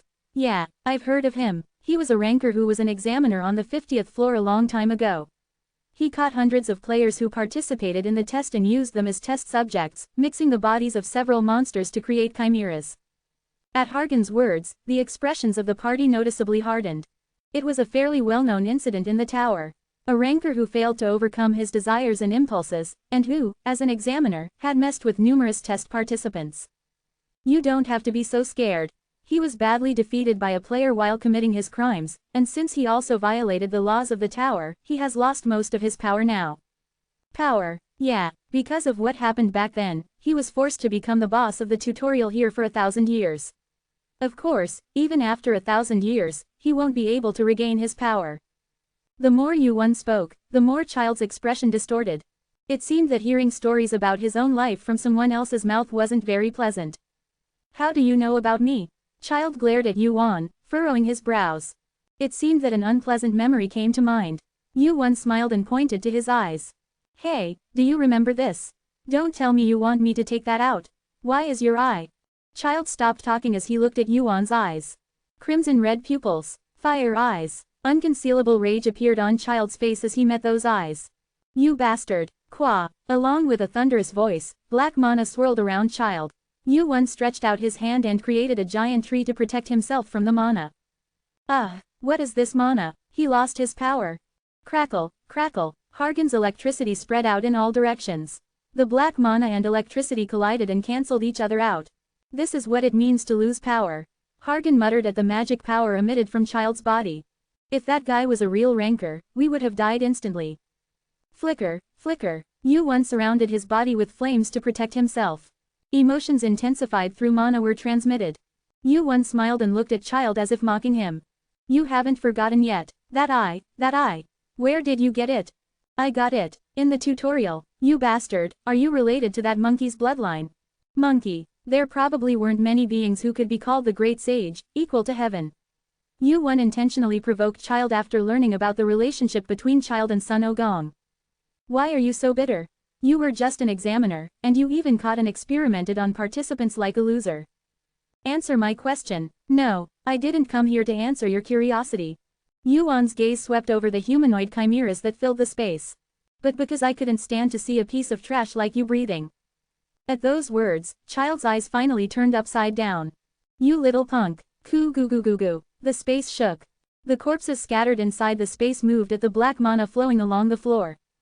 Corpses with needle marks all over their bodies. Monsters with mismatched heads, eyes, arms, and legs. Sure, good. Anyway, it's clear that you guys are related to that monkey. Somehow, I'll make you talk, tear you limb from limb to make chimeras, and throw them in front of the monkey. Chimeras in the room reacted to the murderous voice. Human chimeras made using the bodies of the tutorial participants. Some of them were emitting quite a bit of mana. Those guys. About 100 years in the future, a player appeared on the lower floors of the tower who summoned several chimeras. Unlike other chimeras, those chimeras received the blessing of the system and became stronger as they climbed the tower. Chimeras that leveled up, that was the identity of the chimeras Child was researching here. It seems to be almost complete, but, fortunately, it seemed that they were still incomplete and only had large numbers, not perfection. Chimeras. Growl. The chimeras reacted to Yuan's command. It bared its teeth as if it was about to run out any minute. Perhaps it was out of anger towards Child for making it like this. Kill those bastards. Kya. Boom, boom. A fight between chimeras. A giant chimera bit and stomped on the human chimeras. Damn, I don't know what's going on. Let's just clean these up first, shall we? Hargan's party began to fight the chimeras. The human chimeras were too powerful for ordinary tutorial participants to handle. However, they were all top-ranking participants. Plus, Hargan's participation, who began to slaughter the chimeras while wielding electricity, was definitely a big help. As planned, they were going to use the normal chimeras to deal with the human chimeras and fight Child, but thanks to him, they could relax a bit. It's a little more comfortable this way. This way, they didn't have to worry about the human chimeras anymore. Yuan looked at Child with ease. He was holding a staff made of carved black wood and pointing it at Yuan. Black mana swirled around Yuan. The mana emitted from the staff shone for a moment. Wow, dark casket, clang. A black coffin that suddenly appeared swallowed Yuan's body. It's a coffin of absolute hardness. Once trapped, even a chimera won't be able to escape. Child twisted his lips and laughed, forgetting his anger at the thought that he had captured Yuan more easily than he thought. A mere tutorial participant, even if you lost your power and fell, do you dare ignore me? I'll make you a chimera and make you live and die forever. Crack. A crack appeared in the dark coffin. Child doubted his eyes. By any chance, in there. A greenhorn who hadn't even earned the qualifications of a player yet. Boom. Crackle. Crazy. It was true. A shock was coming from the inside. The dark coffin was breaking apart because of the shock. Child hurriedly poured mana through his staff. However, it was already too late to respond. Boom. Crash. Child's boasted binding skill, Dark Casket, was destroyed. And by the hands of a mere tutorial participant. Creak, creak. Yuan, who had shattered the dark coffin with his bare hands, clenched and unclenched his fists a few times and walked out through the broken pieces of the dark coffin. That arm. Child's eyes widened. An arm that had swollen to more than twice its size. Veins that looked like they were about to burst and a regular flow of mana that could be felt from Yuan's body. He, who was once a ranker, had seen a skill like this from afar. Although it was nowhere near comparable to that. Child gave up thinking about the complicated things in his head and asked. What's your relationship with Olympus? In Child's view of Yuan, the figure of an Olympus ranker overlapped. The protagonist of the great mythology, Gigantomachy. The son of Zeus, the hero of the 12 trials, and the one called the Giant Slayer. The great hero, Heracles. Gigantification. The power of that hero was now in Yuan's arm. Chapter 28. If there was one being that Wu Jin respected the most, it was Heracles. He was a hero. Heracles did not hesitate to punish evil, and he had the strength to do so. He was infinitely kind to the weak, and he did not abuse his power. He was superior to anyone else in the tower in terms of strength. That was Heracles. What I want is gigantification. It was before the war with the outer gods began. It was when Kronos talked about the possibilities of the clockwork, and when he talked about who to send to the past. The great sages of the heavens, Kronos, Heracles, and Odin. Several beings at the peak of the tower gathered together and talked about what to take and what to give up. Rejected. That's too inefficient. Odin opposed Heracles' words. Gigantification. It was definitely a good skill. There probably weren't even 100 skills better than that in the entire tower. However, the method of obtaining it was too difficult. Furthermore, it doesn't match the direction we've been thinking about. Killing 10,000 giants and bathing in their blood. Do you know what that means? There aren't only opportunities to fight giants during the Gigantomachy. Heracles' gaze turned to Sun Ogong, who had been napping on the side. At that moment, Wu Jin realized what Heracles was trying to say. Surtur, that's right. To catch that guy, were you just thinking of running away and buying time? Well, that's safe. Heracles nodded as if to tell him to do as he pleased. Heracles was also one of the candidates to go back to the past through the clockwork. He must have thought of the clue to gigantification right after hearing the story about Surtur. It certainly made sense. The giants, the dominant species of the tower. What if he bathed in the blood of such giants in the tutorial zone? He might be able to obtain gigantification with just one heart. I have to catch him. There won't be another chance besides that. I agree. I oppose. It's too dangerous. I abstain. A vote was held. The result was in favor. It was because of Wu Jin's vote of approval, which he had cast at the end. Then from now on, we have to think about how we can catch Surtur. Then let's think about how to catch Surtur from now on. Fortunately, his strength and stamina increased considerably through Surtur's heart, but he still couldn't use the power of gigantification properly. The direction of the meeting soon changed to how to catch Surtur. Ice jade sword and ice crystal. Flame magic clothes and wand. How to earn points. Surtur's weakness and pattern. All sorts of stories were listed, and in the end, it was judged that there was a possibility. And then, if you can't handle gigantification properly, give up on catching the Chimera Maker. The final boss of the tutorial. Chimera Maker, Child was mentioned. He lost his power by causing a riot in the lower floors and was exiled to the tutorial area, but that guy is dangerous. There will be humanoid chimeras as well. Is it possible to handle gigantification in a few days? It'll probably be difficult. Hercules said so and turned his gaze to Son Goku. Do you have nothing to say? I remember that you were the one climbing the tower at that time when you caught that guy. Something to say. Son Goku was on the 50th floor at that time. He was a fairly well-known ranker candidate, but the Chimera Maker tried to catch Son Goku and make him a chimera, but failed and was defeated by him. The only person in this place who knew about the Chimera Maker, the final boss of the past tutorial, was Son Goku. Well, I have nothing to say. Son Goku yawned long and said, seemingly not very interested.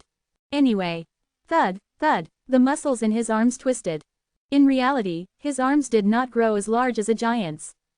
However, the arm of Wu Wan, who had activated gigantification, swelled with muscles as if it were a giant's. The power of a giant dwells in your arm. Proficiency is low. The stamina stat is temporarily replaced with strength. Stamina is low. Partial gigantification is in progress. The power of the giant was only in his right arm. This was because he couldn't use gigantification properly due to his low proficiency and stamina. But that was enough. As expected, this is all I can do for now. Wu Wan stretched his body while rubbing his arm. Gigantification was a skill that required stamina rather than magic power. The mechanism of gigantification was to convert stamina into strength to exert explosive power. Fortunately, his strength and stamina had increased quite a bit thanks to Surtur's heart, but he still wasn't able to use the power of gigantism properly. But still, groan, Yuan clenched his fist at the strength he felt through his right arm. This should be enough. Swish, Yuan's foot hit the floor. Child's face distorted as if he thought he was being ignored again. Oh yeah, good. Squirm, squirm. Black mana rippled and scattered into dozens of strands. Child stretched out his hand with his cane and shouted. I'll answer you after I rip your limbs off. Even if you're a direct descendant of Olympus like that guy over there, you're nothing more than a puppy in the end. Roar. Dozens of strands of mana flew towards Yuan. At the same time, Yuan's hand stretched out in front of him.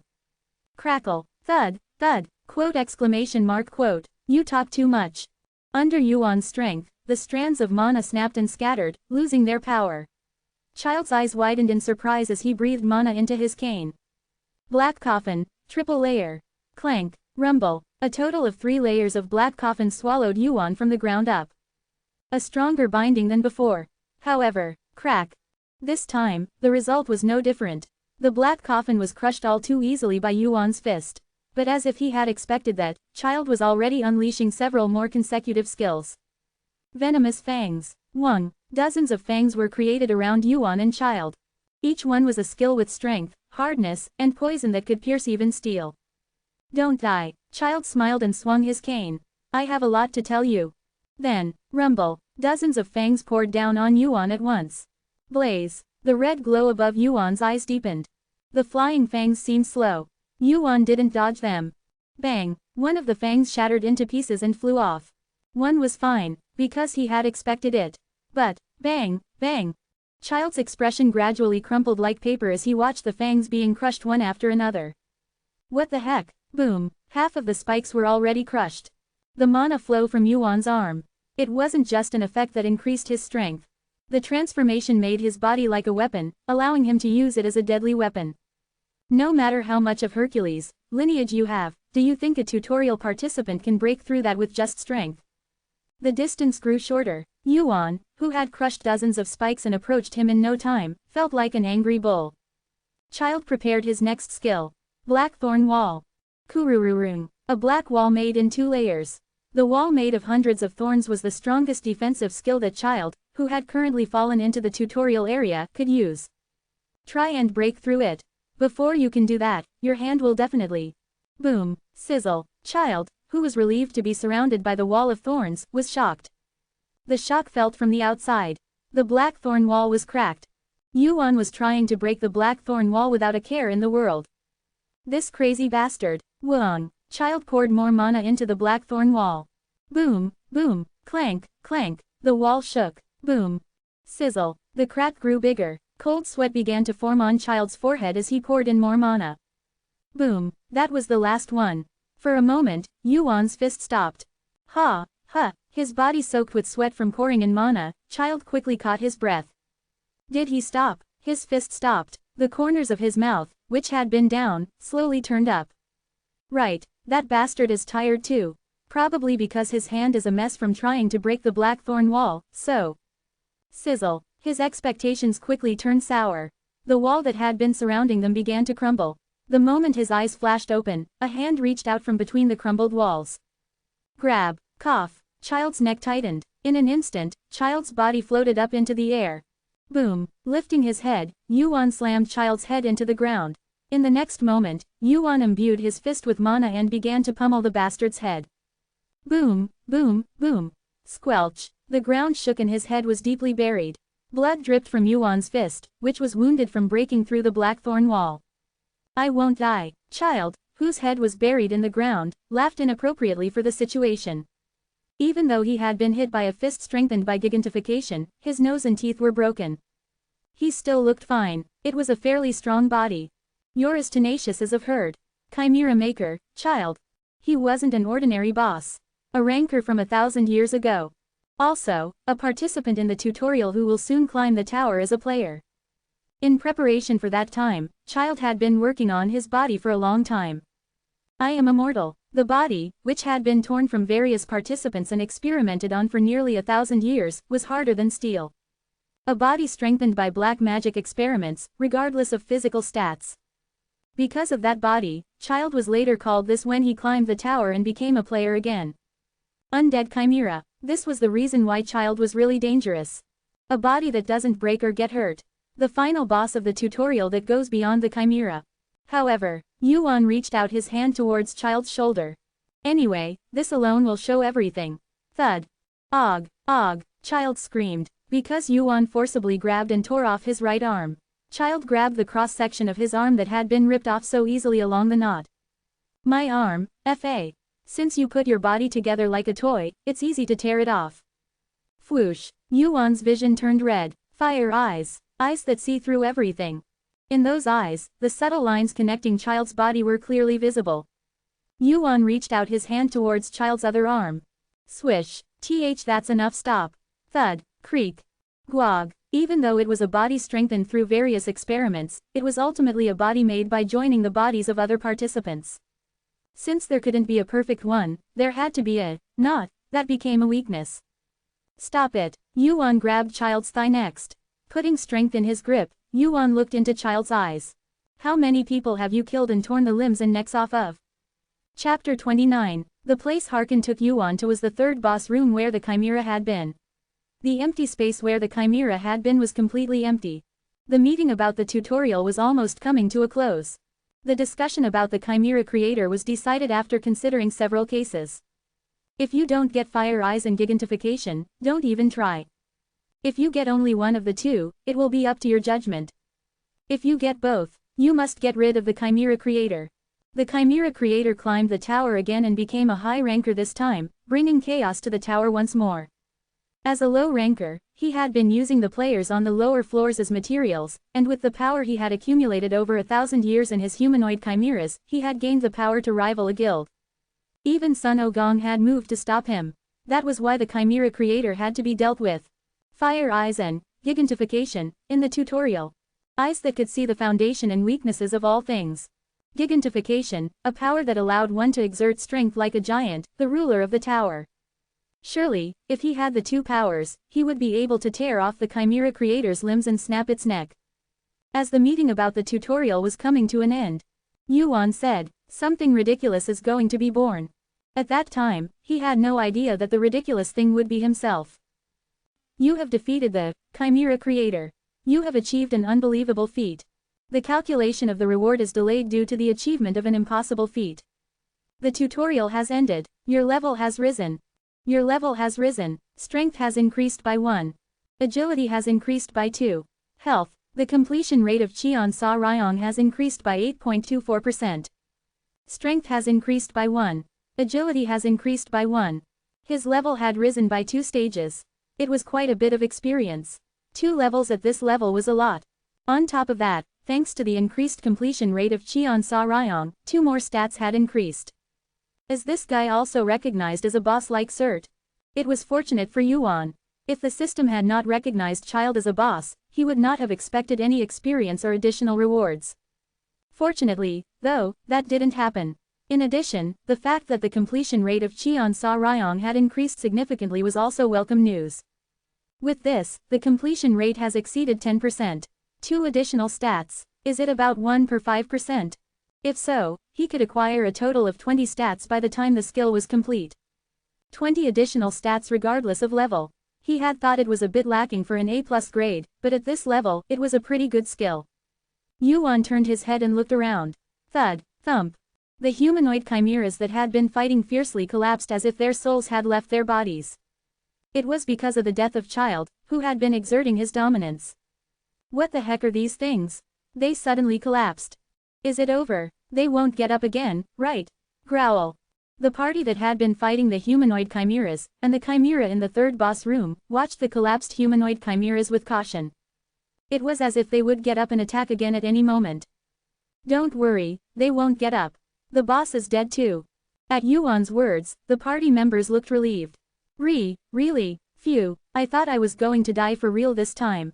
Does anyone need healing? Elator and Paladin Tay, who had healing abilities, began to tend to the party members as soon as the battle was over. There were quite a few people who were injured. No matter how high-ranking the participants were, their opponents were humanoid chimeras created by the chimera creator. If the chimera in the third boss room hadn't joined them, more than half of them would have died. There probably aren't any casualties because... Yuan looked at Harkin, who was looking at the injured team members. It's thanks to this guy. He had only seen it briefly during the battle, but Harkin's skills were far greater than Yuan had initially expected. He slaughtered the humanoid chimeras using his golden lightning and even protected his allies from them. Even then, Harkin didn't seem particularly tired or injured. His innate talent is one of the best in Olympus. He might be second only to Hercules. Are the rewards not here yet? Harkin judged that he had some time since the rewards hadn't been tallied, so he turned around and nodded. Follow me for a bit. You guys stay here for now. Yuan nodded and followed Harkin. He could roughly guess what he was going to talk about. The place Harkin took Wu Yun to was the third boss room where the chimera had been. The cavity where the chimera had disappeared was empty with nothing in it. I won't ask what you are or how you knew about the relationship between that rancor and the tutorial. You must be curious. Perhaps he had heard about Wu Yun and Olympus from Child. But that wasn't important to him now. Yolch is hurt. Wu Yun nodded at Harkin's words. She was the one who had been most injured in this fight. She had been pierced in the side of her waist and was now being treated by Elidor. Did you have to do that? You mean the chimera maker? Yeah, you could have just caught the chimera and passed the tutorial without having to deal with him. That's usually what happens. Usually. Harkin looked baffled. Usually, it was a challenge to try to clear the tutorial in just 5 days. Even his father, Zeus, had never set such a record in the tutorial. But Wu Yun called it normal and challenged something beyond that. Even if you had just caught the chimera, you could have broken the all-time record. How far do you have to go to be satisfied? Are you only satisfied when you and your fellow members are all dead? It wasn't just Yulch who was in danger. She was injured while protecting the others from the humanoid chimeras. Hargan had the ability to fight while covering the others, but Yulch didn't. She didn't have enough skill to fight while protecting someone yet, and neither did the others. There could have been more casualties or even deaths. How far? At Hargan's question, Wu Yun closed his eyes for a moment and lost himself in thought. Well, how far should he go? Even now, when he closed his eyes, he could clearly see it. Outer gods. The gods of the other world, outside the tower. The unborn and the despair that closes the sky, the frustration that sinks into the swamp. And foolish chaos. How far should I go? Wu Yun pictured the fight with him.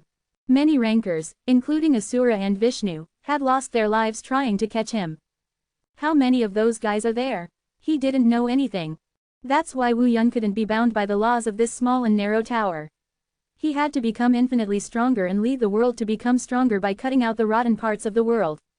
Otherwise, the world would eventually come to an end. Wu Yun shook his head and answered. I don't know. It was the first time he had thought about it. How far would he have to go to face the gods of the other world? A weight pressed down on his body as if he was about to suffocate at any moment. It was a more difficult question than fighting the boss of the tutorial. You don't know. As if to ask what that meant, Hargan pressed him. He read Wu Yun's expression. Wu Yun had always seemed relaxed and strong. Probably, there was no one who had been stronger than Wu Yun when he was a newbie. But Wu Yun didn't seem satisfied yet. As if he had just taken one step. You were looking for a team, weren't you? Someone to walk with. Instead of answering Hargan's question, Wu Yun asked an irrelevant question. When Hargan suddenly made a face asking what that meant, Wu Yun nodded and continued speaking. That's why I'm not trying to form a team right now. Because of this, what? At that moment, Hargan recalled something Wu Yun had said before. I don't intend to team up with those who have different destinations. That's my answer. The reason Wu Yun didn't make a team. At the time, he thought it was just stubbornness that he couldn't be with those who had different destinations. And of course, he thought it was useless stubbornness. Of course, it's rare for a team created in the tutorial area to last forever. If it's a case like Olympus where they are related by blood, that's another story, but most of them move teams or disband existing teams according to their interests. Of course, Hargan thought that was what Wu Yun was worried about. But that wasn't it. Yuan wasn't worried about the team changing or disbanding in the middle of it all. A team that could be together forever, with the same goals. That wasn't what Yuan wanted. He wanted strong comrades that could risk their lives with him. A team made up of comrades who could walk the same path as him. Because the path he was going to walk would be a path filled with thorns. So, it's better to give up now. I might drag people like me into the team, and who knows when something like this might happen again. Yuan turned around after saying that. He wasn't going back to where the other party members were. It was because of the giant man that appeared behind him. Did I keep you waiting? It seemed like an important conversation. A large beggar with a tattered flag. He was the administrator of the tutorial. Harkin was surprised to see him, having not noticed the administrator's presence at all. He asked, looking at Yuan and the administrator greeting each other. Who was that? The administrator of the tutorial. What? Harkin seemed to not understand for a moment, reacting slowly. After a while, the administrator, he exclaimed in surprise and quickly covered his mouth, looking at the administrator. Administrator. Yuan had met him several times, but he wasn't someone that could be met easily. The administrator almost never showed himself unless he was asked to talk privately, and he left most of the work to his errand boys and stayed away from the front lines. The administrator of each floor was in existence comparable to the top high rankers. He was in existence on the same level as the three main gods of Olympus. Oh, Harkin, son of Olympus, greets the administrator of the tutorial. Of course, Harkin bowed politely to the administrator. Ordinary participants might not know, but he, with the blood of Olympus, knew quite a bit about the administrator. Ah, yes, but the administrator replied bluntly to Harkin's greeting. It seemed like something was bothering him. Yuan, who could guess the reason, smirked. Don't be like that and greet him properly. He's a nobody. No, do you have to be like that? Thinking about how much work increased because of those things, I feel like ripping out Zeus's beard right now. Quote. Harkin, who didn't know anything, had a puzzled expression. But he didn't dare question or ask the administrator directly. Even if it was a story he didn't know, he could tell that the administrator had negative feelings towards Olympus. And thinking about how I'm going to get another scolding from the others because of you guys. The administrator groaned as if he had a headache. The Chimera creator was a boss that had maintained the ecosystem of the tutorial for nearly 1,000 years. It was the administrator's plan to create a boss called the Chimera to maintain the tutorial system, and to repeat it. As the administrator of the tutorial, before the 1,000-year contract was over, he was preparing another boss to replace the Chimera. But the Chimera creator suddenly died before he could finish preparing. The difficulty of the tutorial will decrease significantly for a while. Right now, he had to find a boss that wasn't suitable for the difficulty. And because he had to prepare a suitable reward right away, the administrator had a splitting headache. Is that why you came? Partly. Give me the reward quickly. Strictly speaking, the Chimera creator wasn't a boss that was originally set up for the tutorial. He was also a type of hidden piece, like Surtur. The administrator came to give Yuan, who had killed him, the reward for the hidden piece. You're more impatient than you look. You're not so free either. That's true. The administrator looked at Yuan as if he didn't like him at all and opened his palm. Here you go. Whoosh. Chapter 30. A bright halo floated above the administrator's palm. A black halo. It was a mysterious light. Although black was definitely close to darkness, it brightly lit the surroundings like light. The light gradually disappeared before long. Inside the light was a small black jewel. The administrator handed it to Wu Yun. It's up to you where you use it. And it's your job to protect it. Wu Yun received the black jewel from the administrator. Swoosh. As he received the jewel, an unfamiliar feeling of mana swirled around Wu Yun's palm. It was the energy the jewel possessed. This is. Wu Yun's eyes sparkled. Black Godstone. Hash a fragment containing the darkness of the beginning. Possesses endless dark mana. Hash it is not yet refined. A skilled craftsman is required to draw out all its power. Hash classification. Material item. Hash stealth possible. Hash converts darkness attribute mana. Hash resistance to dark black mana increases by 20%. Hash amplification rate of dark attribute mana increases by 20%. Hash mana consumption of dark attribute mana decreases by 20%. The corners of Wu Yun's mouth turned up as he checked the item's description. He couldn't hide his expression even if he tried. Conversion of mana attributes, and the mana usage rate depending on the converted attribute was amazing.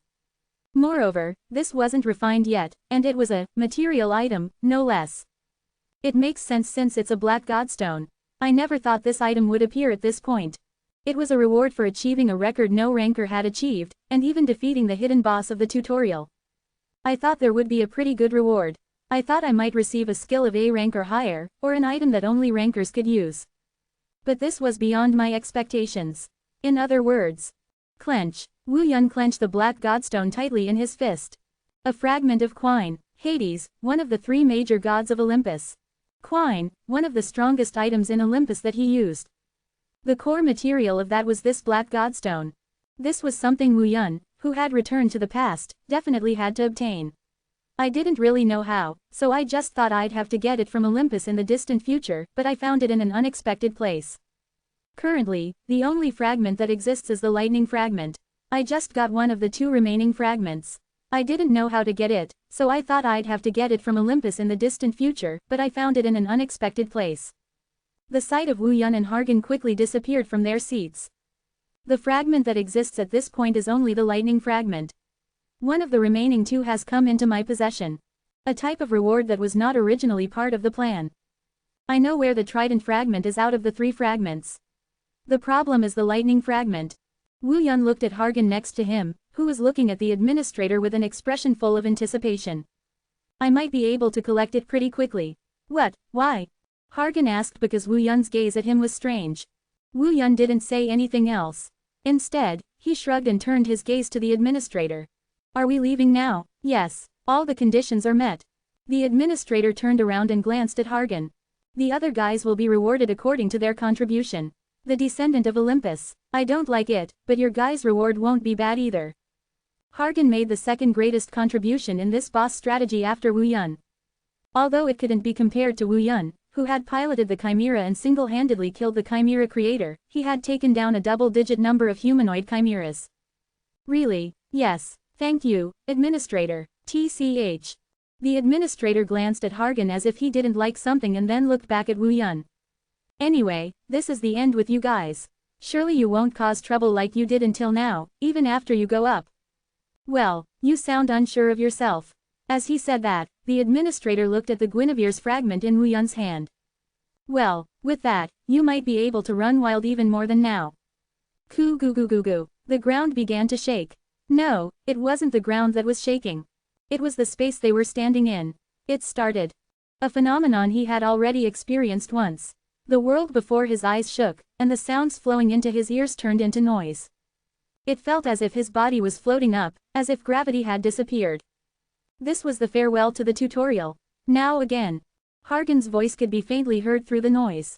To some, this might be the end. There must be people who are satisfied with just climbing the tower and staying there. But to Hargan, it was just the beginning. And to Wu Yun, it wasn't even the beginning. KWAAAK. Bang, there were eyes looking at the newly arrived players. Yuan and Hargan, who had completed the tutorial, headed to the city to avoid guild recruitment offers.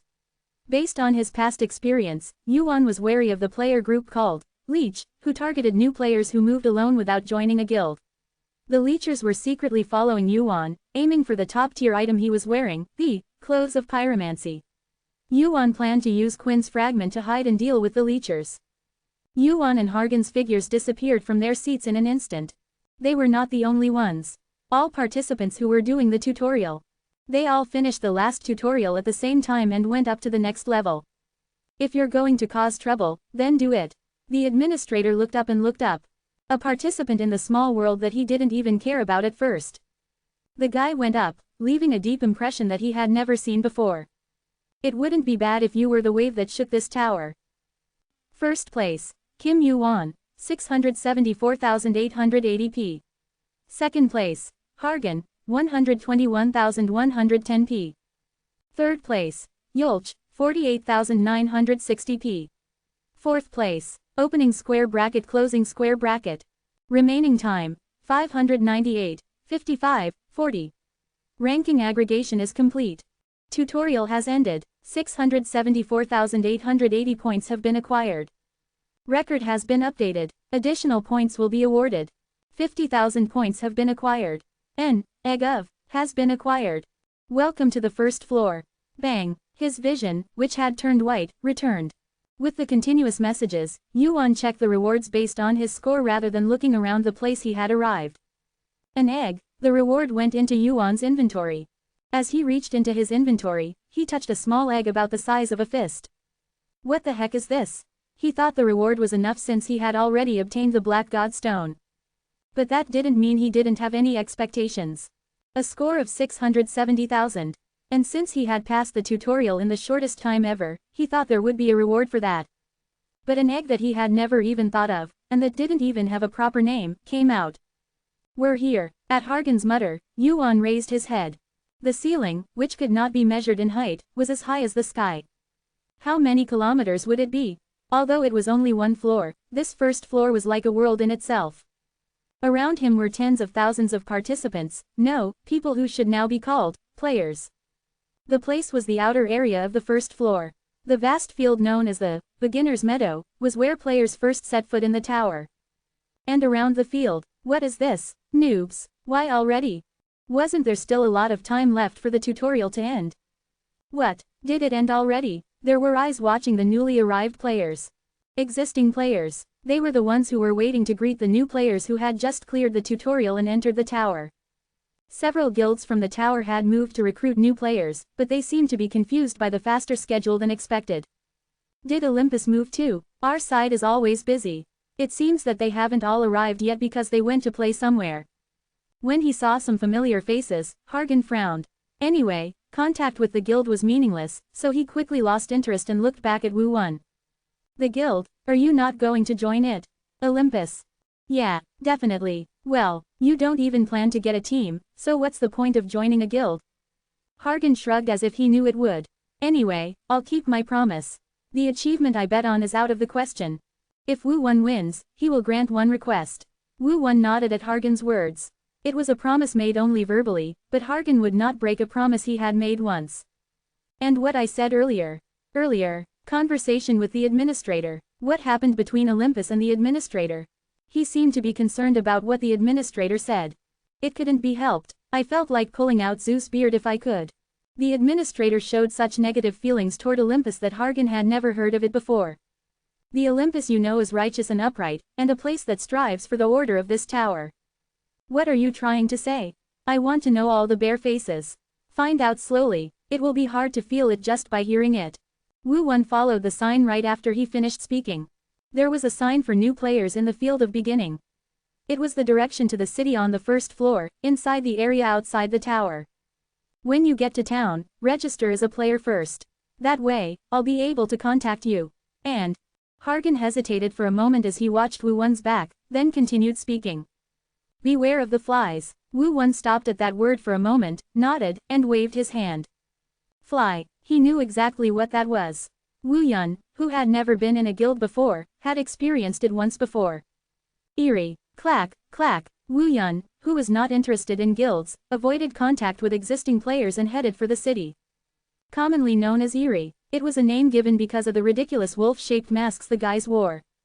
It meant guys who gave up on moving to the next floor and just waited for each tutorial. Guys who only targeted new players who did not belong to any guild in the grassland a beginning. In particular, the prey that such Eerie liked the most were new players moving alone like Wu Yun. As expected, as he turned his head, he could hear his breath along with the bushes. They must have followed me. There was no need to use the skill, inspect. Just with his heightened sense stat, he could clearly see how many were in the group and where they were. Is he really alone? What, isn't he a newbie? He doesn't even have a party. It's a bit creepy. Should we just let him go? Let him go. We should just quickly take care of him. And can't you see? That's the robe of pyromancy. Robe of pyromancy. Wow, then it's a jackpot. Voices mumbling as they looked at Wu Yun. The guys who were not very interested at first seemed to have high expectations after recognizing the robe of pyromancy. Of course, the robe of pyromancy was the top-grade item among the items that new tutorial participants could obtain. Even if you get it as the final reward for clearing the tutorial, it is a loot that you can only get if you are ranked quite high. About 20 or so, the number is not that large but a few of them have pretty decent items. Wu Yun raised the corners of his lips. The fragment of quinine, which he had put in his pocket, was touched. It seemed like a good opportunity to deal with the mobs. Should I use it once? Wung, wung, the black jewel in Wu Yun's hand emitted a black light. And the next moment, swoosh, stealth is activated. Wu Yun's figure disappeared from the spot. Chapter 31. The spot where Yuan had left. Harkin stood there for a moment. Someone was waiting for him. You're here. A group approached, weaving through the new players. A man with a gold-plated armor and a helmet covering his head. And about 10 players following the man. They had made eye contact earlier, and he wondered if they would pretend to know him, but they didn't. Behind them was the symbol of Olympus, a giant mountain, and the crests of spears and swords were waving. Agamemnon of Olympus greets the great bloodline. Agamemnon, was it? I think I've seen you before. Thank you for remembering me. Agamemnon knelt on one knee towards Harkin. As a player who hadn't become a ranker yet, he had to be polite according to the bloodline of Olympus. But unlike his words or actions, Agamemnon's eyes looking at Harkin were expressionless. How is Ares? He's the same as ever. I heard he became a high ranker not too long ago. Tell him my congratulations. Thank you. The war maniac of Olympus, Ares. Agamemnon was a player who followed him. But, also, Ares Nim values bloodline. He said not to greet you until you find your mother. Even within Olympus, Ares's eccentricity was famous. What did you just say? As you know, the throne of heaven doesn't show much interest in their children, does he? Also, Harkin Nim doesn't know who your mother is. You bastard. Crackle, sizzle, whir. Electricity flowed out of Harkin's body. Although he tried to hide it, Harkin's anger was already spreading everywhere. But even with that anger, Agamemnon's expression remained the same. A face that didn't know what it did wrong. No, maybe he was enjoying Harkin's anger. Don't be so angry. You know Ares Nim's personality, don't you? Bloodline is something you make. I hope Harkin Nim will also build a family. He gave him both the disease and the cure. Even after all that, Harkin couldn't get any angrier. If what Agamemnon said was true, then it was Ares who ignored him, not the man in front of him. Furthermore, Agamemnon was Ares's man. If he messed with him here, his relationship with Olympus could become strained. I understand. You may go. Yes, then, farewell. Agamemnon bowed his head and asked with a surprised expression. By the way, who was the man earlier? I don't think he was a teammate Harkin Nim acquired, since he left alone. That guy, Harkin thought of Yuan, who had already left for the city, and furrowed his brows. Well, how should he describe Yuan? In the end, they couldn't drag him into the team because they lost the bet, so it was difficult to call them a party. However, it was not yet the end of their relationship, so it was not accurate to say that they were just vague acquaintances. Yuan and his relationship. Harkin, who had been thinking for a while, slowly opened his mouth. Fry comrade, was it because he had said it once? Harkin nodded his head and spoke in a more precise voice than before. Yes, something like a friend, quote. However, Agamemnon still looked puzzled by Harkin's answer. Like. The goblins called this the time when the tutorial ended. Harvest time. They stayed on the first floor after the tutorial ended and targeted new players. No matter how qualified a player they were just rookies who had just finished the tutorial. And the leader of the goblins, Potateo, was quite interested in this harvest season. It's already over. It's much faster than expected. About 10 days after the start of the tutorial. In fact, it was just over 5 days since the 5th tutorial started. But new players were already coming in. This is the best ever. There must be a lot of guys who got good items. Since it didn't take long, they'll be weaker. It was welcome news for the goblins. It meant that low-level new players with better items had entered the tower. Let's hurry up and get settled in. Check to see if there are any other guilds attached. I got it. Yes. 12 goblins, including Potateo, settled down at the crossroads leading from the field of the beginning to the city. The target was a team of new players consisting of 5 or so people. However, the first target was unexpectedly a single player. What, one person? Really one person? This is rare. One of the party members looked at Potateo and asked. Boss, is this a bait? Bait. It was a method sometimes used by guilds that settled on the first floor to lure out the goblins. They would send out a small number of new players to lure out the goblins and hunt them down as they revealed themselves. However, Potateo shook his head. No, that's the only guy around. Potateo had the skill to see far into the distance. It was a skill that could penetrate objects and see them within a short distance. Thanks to that skill, Potateo had been able to lead the goblins and survive without being caught for a long time. Really, at Potateo's words, the party briefly looked at their prey. If what Potateo said was true, there was nothing more to worry about. Hey, he's really alone. What, isn't that a waste? No party, it's a little creepy, should we just let him go? At the words of the usually timid party member, another party member snapped. What do you mean let him go? We can just take care of him right away. And can't you see, that's the robe of the flame spirit. Robe of the flame spirit? Wow, that's awesome. The clothes of a flame wizard cost a whopping 50,000 points even in the shop. If it was such an expensive item, it meant that it was worth the trouble even if it was just one opponent. So, everyone agrees, I guess. Potateo's expression, who was looking around at the group in the bushes, hardened. The group next to him looked at Potateo's hardened face with a puzzled expression. What's wrong? Where did he go? Did he disappear? The opponent, who had been in the middle of the path just a moment ago, had disappeared. It was a strange thing. He was definitely there just a moment ago. Og, what is it? An enemy. Clang, clang. Jijik. The goblins pulled out their weapons. Spears and swords, and bows. One of them seemed to have focused on training their skills rather than weapons, so they took out a staff. But that didn't last long either. PFF'd, thud, Kiea. Og, who is it? Damn it. Come out. The goblins fell into chaos.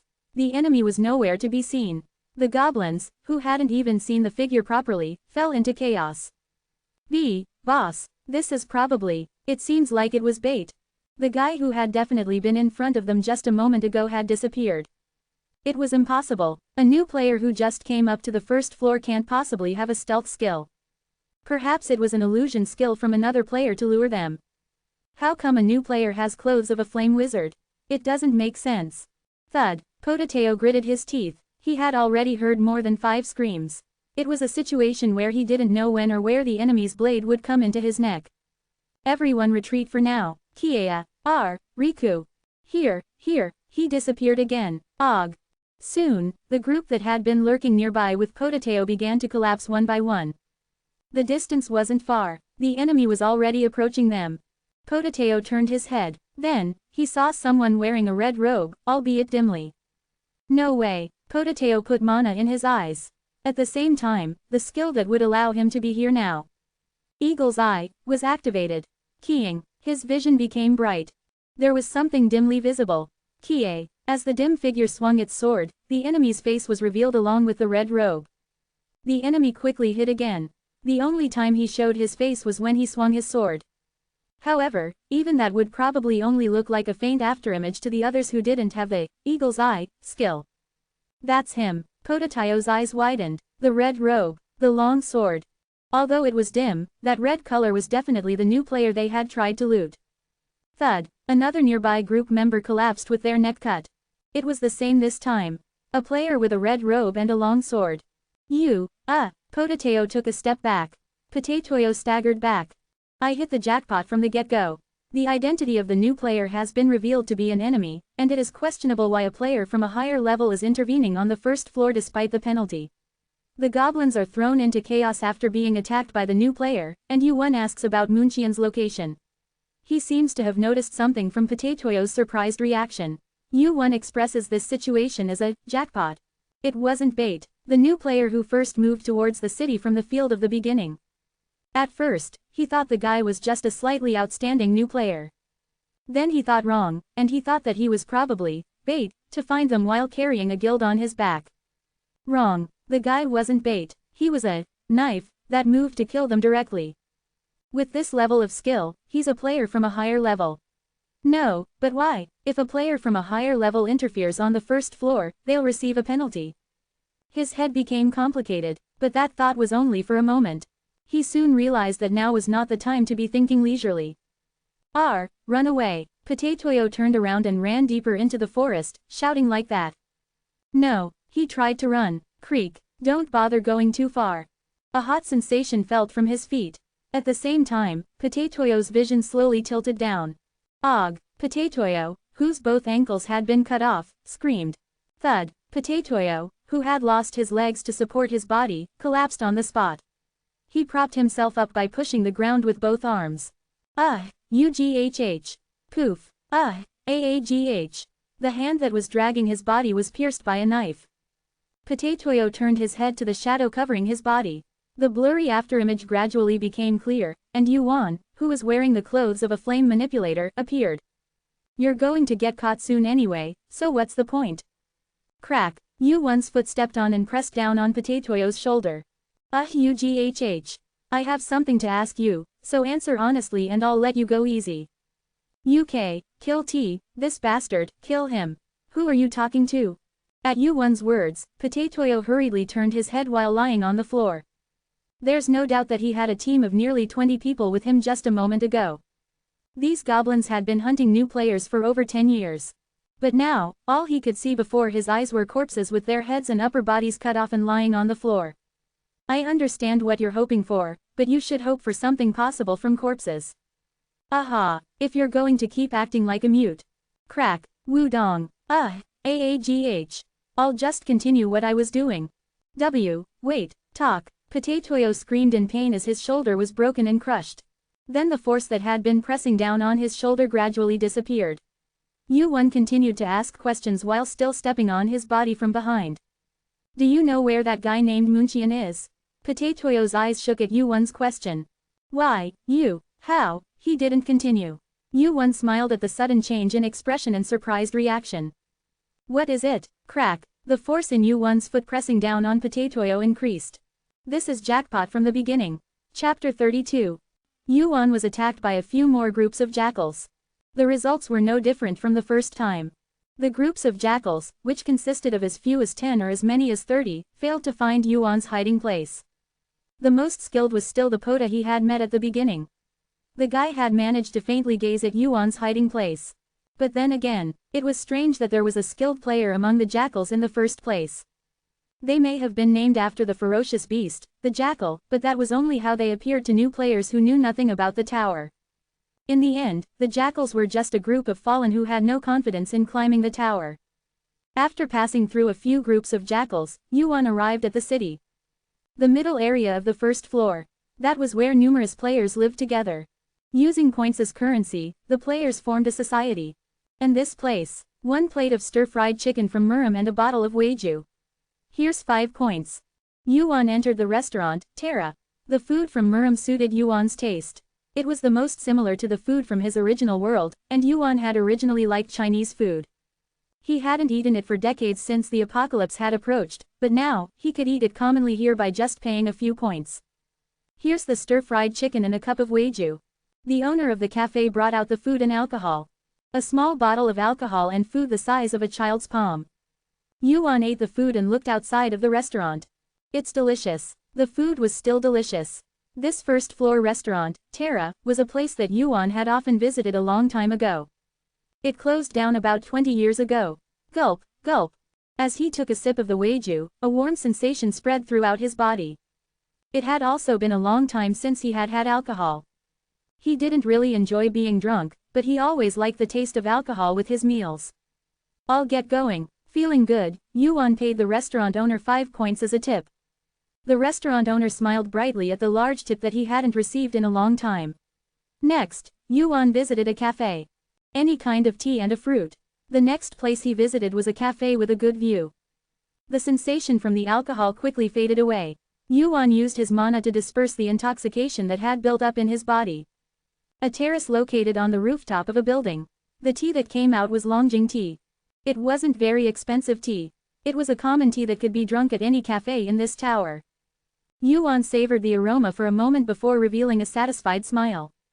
It had really been a long time. Such a leisurely time and scenery. It feels good to be back. He had unknowingly accumulated fatigue from the continuous forced march. Yuan looked down at the view from the 5th-floor cafe. The city in the middle area of this first floor was larger than the Seoul that Yuan knew. Numerous buildings reaching high into the sky and restaurants, cafes, pubs, and amusement facilities selling food from various worlds. This world, which used points as currency, seemed peaceful and beautiful. You guys can't see this. Suddenly, such a thought came to him. It had been good to come back. Yuan emptied a cup of tea without thinking. And when the tea was about to reach the bottom, he took out the fragment of quinine from his pocket. It's definitely not an absolute hiding like the real quinine. It probably has to do with the fact that it hasn't been polished yet, as well as the user's lacking abilities. The fragment of quinine, its original name was Black Divine Stone. It was a jewel that was said to possess infinite power. Earth's players often jokingly called the Black Divine Stone the Infinity Gem, thinking of the movie. An object with such vast mana. However, the user's skill was all that mattered in drawing out that power. I don't know where its limits are yet, but for now, I think polishing it is the first step. The throne of the underworld, Hades. The item of absolute hiding that he had used, quinine. It was probably an item that had maximized the power of the fragment of quinine. Hiding isn't the only problem. Yuan had seen Hades go into battle wearing quinine on his head. Since Zeus was able to take the throne of heaven and become the king of Olympus, it was because he was the first to get his hands on the piece of thunderbolt. The item that made the current Olympus, and the Olympus of the distant future. And the one who can handle this is. Yuan emptied his teacup and got up from his seat. His break was over. I'll see you again after a long time. Old man. After finishing his break, Yuan applied for player registration at the ranking registration office located in the heart of downtown. Player registration was a process of assigning a number to a new player who had just entered, providing them with a ranking and number, and a basic, player kit. Whoosh. The player kit was a marble that used the user's mana to operate. Mana had unique properties like a fingerprint. When registering mana at the ranking registration office, the player's number and information would appear on the player kit depending on the properties of that mana. The purpose of the player kit was similar to that of a smartphone. It was possible to search for various incidents and accidents in the tower through the internet, and it was also possible to contact someone within the same floor through the registered number. The player kit was an essential item for living in the tower. Is this it? Yuan scratched his head as he walked, following his memory. He knew roughly where it was, but it was very rough. Since he didn't know the exact location and only knew that it was somewhere around here, it wasn't easy to find. There's nowhere to ask, either. In the end, he had no choice but to walk around and find it. The place Yuan found was an alleyway located in the outermost outskirts of the city. Please, just a few points. Please, my child is starving, sir, please. If the center of the city was a bright daylight, this place was the world of night. All sorts of beggars, eliminated players, and tower citizens born between those players were gathered. I'll give you everything I have. Michael. Damn it, this bastard. How dare he do this to our Michael Ack? Of course, among them were those who chose to loot rather than beg. Guys who looted players who occasionally wandered into the alleyway. There weren't many of them, only about 4 or 5. Besides, they were guys who were either heading to the next floor or hadn't found a proper job, so their skills were terrible. Just go up since you can't live properly. Thud. Eek. Don't even think about harming others. Yuan twisted the arms and legs of the players who attacked him one by one. He didn't feel sorry for them. Most of the guys who stayed here were those who were terrified of the tutorial. Guys who came up to the tower just to survive somehow. Guys who didn't have the confidence to overcome the trials on their own and chose the path of taking what others had. Sympathy. There was no one here who would give them that. Clank, clang, a familiar sound. It came from quite a distance. Yuan, who had been looking for this sound as he walked through the alleyway, dropped the arm of the player he had attacked and started walking. Clang. The sound got closer. The deepest part of the alleyway. There was a shabby blacksmith's shop with a hot heat coming from it. This is it. Yuan stepped inside the blacksmith's shop. As he pushed open the cloth door and went inside, he felt even hotter than outside. The entrance was a little warm, but the inside was like a steamer. Clang. A regular ringing sound. However, it soon changed to a different sound. Sizzle. It seemed like hot metal was put in water. Soon, a voice was heard from inside the blacksmith's shop where the sound of hammering had been heard. Didn't I tell you to do your work in the morning? A husky voice. Yuan waited for him to come out. After a while, creak, a blacksmith with dark skin came out from the tightly locked iron door. Limp. The man limped on one leg. The man, who was holding a fairly heavy hammer in one hand, discovered Yuan and made a strange expression. Huh, what is it? He seemed to find Yuan, who was neatly dressed unlike the beggars or hooligans on the street, strange as he looked up and down his clothes and face. Isn't that a pyromancer's outfit? You don't look like you're from around here. Did you get lost? He recognized the pyromancer's outfit that Yuan was wearing.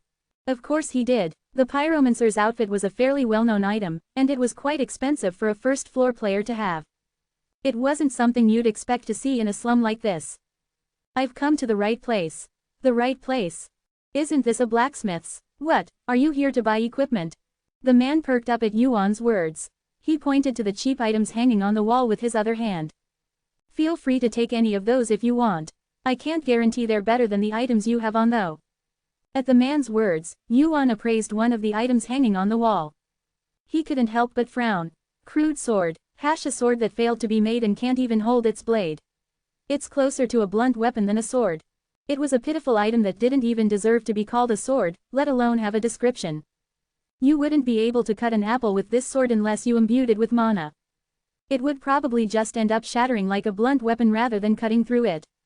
They're all duds. The man's brow twitched slightly at Yuan's scathing assessment.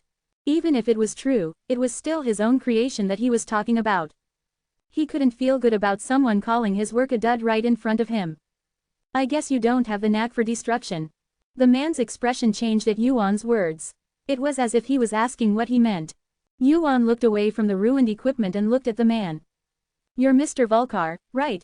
Mr. The man, Vulcar, made a puzzled expression at the sudden friendly call. He knew his name. It was no coincidence that he had visited his blacksmith's, which was located deep in the slums and difficult to find. Where are you from? Vulcar's grip on the hammer tightened. A faint mana spread around him. Yuan hurriedly waved his hand and took out the player kit from his pocket. You don't have to be so alert. I'm a new player who just got to the first floor. A new player. Vulcar looked at the player kit that Yuan had taken out.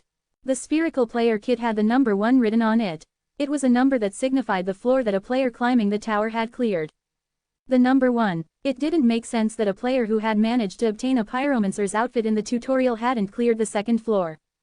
However, Vulcar didn't think that Yuan looked like the kind of guy who would run away from the tower's trials like the other players in the slums. That meant that he was a new player who hadn't challenged the second floor yet.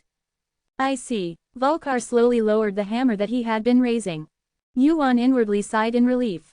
If things had gone wrong here and Vulcar had swung his hammer, it could have literally been a disaster. He's still as hot-headed as ever. Who would have thought that he would raise his hammer just because Yuan had called him by name? If I had called him by his real name, he would have flown into a rage. He figured that it would be better to pretend not to know for the time being. In any case, he had managed to lower Vulcar's guard for the time being. Yuan held out his hand to Volkar, who seemed to be asking, so what do you want? I didn't come here to buy equipment, but, swoosh. Above Yuan's palm, I came here to have an item made. A black jewel. The fragment of quine emitted a black light and sparkled. Chapter 33. Bolcharo was an outstanding blacksmith. No, to say that he was outstanding was an understatement. At the very least, he was the best blacksmith that Yuan knew. That is, Bolcharo recognized the jewel in Yuan's hand. No, to be exact, he didn't recognize the jewel itself. What he recognized was probably the worth that the jewel possessed. May I take a closer look? Yuan nodded at Bolcharo's question. It wasn't a bad idea. If he was going to ask him to craft it, he would have to examine it even if he didn't want to. Bolcharo limped closer to Yuan. He examined the piece of the quin up close. He didn't touch it directly since he hadn't received the crafting request yet. But that was enough for Bolcharo to see the worth of the piece of the quin. It's a jewel that hasn't been crafted yet. On the surface, it was an incredibly beautiful jewel. The amount of light it emitted was significant, and the energy it possessed felt quite refined. However, that only applied to normal players or blacksmiths. Bolcharo could tell that the piece of the quin was an uncrafted jewel just by looking at it. And that meant, can you craft it? It meant that he already had an idea of how to craft it in his head. It's possible, but Bolcharo's voice shook. Yuan looked at his expression and eyes. He was hesitating. It was clear what kind of hesitation it was. One could tell just by looking at the trash-like items hanging in the smithy. Yuan gave him time to think. Quite a long time. Bolcharo, who had been contemplating, opened his mouth. Where did you get this? It wasn't a decision yet, but it was a fairly positive response. Yuan handed the piece of the quin to Bolcharo. Bolcharo received the piece of the quin from Yuan in a daze. I received it as a reward for clearing the tutorial. A tutorial reward? How did you? Bolcharo, who had been looking at him with a puzzled expression, soon took out his player kit, which he had in his pocket, and checked the date. It was definitely the time when the tutorial was taking place. However, there was still quite some time left before the tutorial ended and new players could enter the mid-level areas. How many days did it take? 5 days and 2 hours. That's a new record. Yes, and I had the highest rank.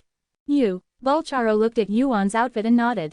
Shaman's clothes. It was an expensive item worth 50,000 points. It wasn't easy to find a player with such an item within the 10th floor, let alone a new player. He thought that he wouldn't be an ordinary guy. But to not only break the all-time tutorial ranking but to also have the highest rank. If it's a record like that, his doubts about where he got the item disappeared. Bolcharo's face was filled with determination. The only thing I can do now is craft it. A sign of permission. Yuan smiled. He hadn't expected more than that in the first place. Don't you have the materials? If I stick such an item with cheap materials, it will only become poison. I need materials that can withstand the power of the jewel. I see. And Bolcharo avoided Yuan's eyes and looked around his workshop for a moment. Old and messy equipment. Are you really going to entrust this to me? I'm going to. You're crazy. Bolcharo laughed. He eventually grabbed the piece of the quin in his hand. Don't think that I'll just run away with this. Do you know what your eyes look like right now, sir? My eyes. I know a little bit about physiognomy. Yuan looked closely at Bolcharo's eyes as he held the piece of the quin. If you were coveting the jewel, your greed would show, but right now, sir, you just look really excited. Bolcharo turned his head in surprise. Vulcan turned his head in surprise. Information obtained by capturing these guys. His face was reflected on the armor hanging on the wall. Before he knew it, the corners of his mouth were up, and the eyes that had been dull and lifeless with disinterest were now full of life. Do you trust me? It must be an important item. He said it was important, but the value of the piece wasn't really that much. Vulcan's gaze turned to the cheap items hanging on the wall. He meant if he really trusted himself, who had made such things. Yuan nodded without hesitation. If it was Vulcan. Rather, there was no one else he could trust besides this man. Of course I trust you. You talk as if you know me. I'm not bad at judging people. Yuan picked up one of the cheap swords hanging on the wall. A dull blade. A crude handle. Anyone could tell it was a failed sword that was made poorly. It was a piece that made one wonder if it was worth wasting the iron used to make it, and it was believable even if one said that it was made by a normal player, not a blacksmith.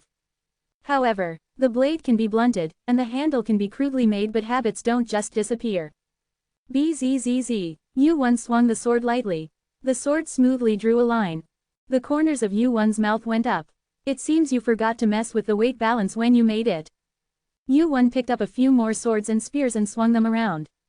This one too, that one too. It was the same no matter how many weapons he swung. Perfect weight balance. It wasn't just that the blade was blunt and the shape was crude, all the weapons had perfect weight balance. It wasn't something that could be achieved just by using good materials and taking the time to sharpen the blade.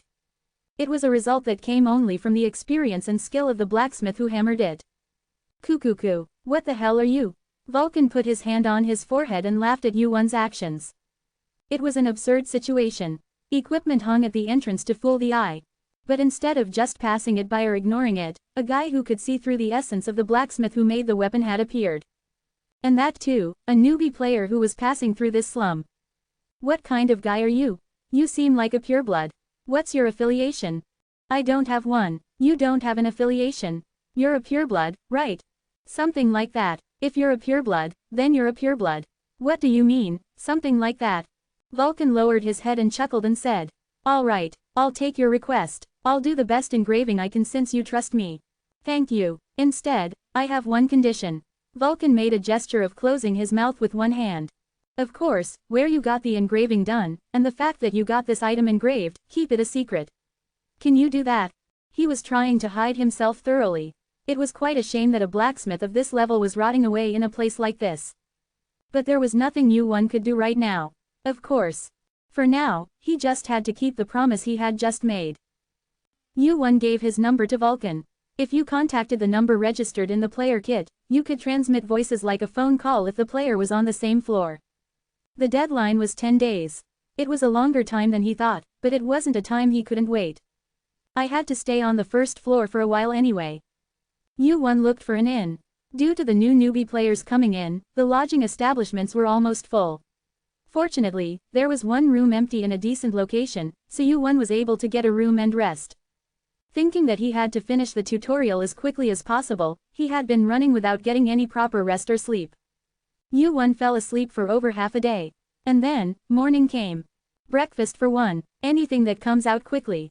Yuan, who had woken up from sleep, went down to the restaurant on the first floor. The restaurant was quite spacious. When he paid 3 points, breakfast was served. The food was presented quite nicely. He had chosen any inn, but it seemed he had picked a better place than he thought.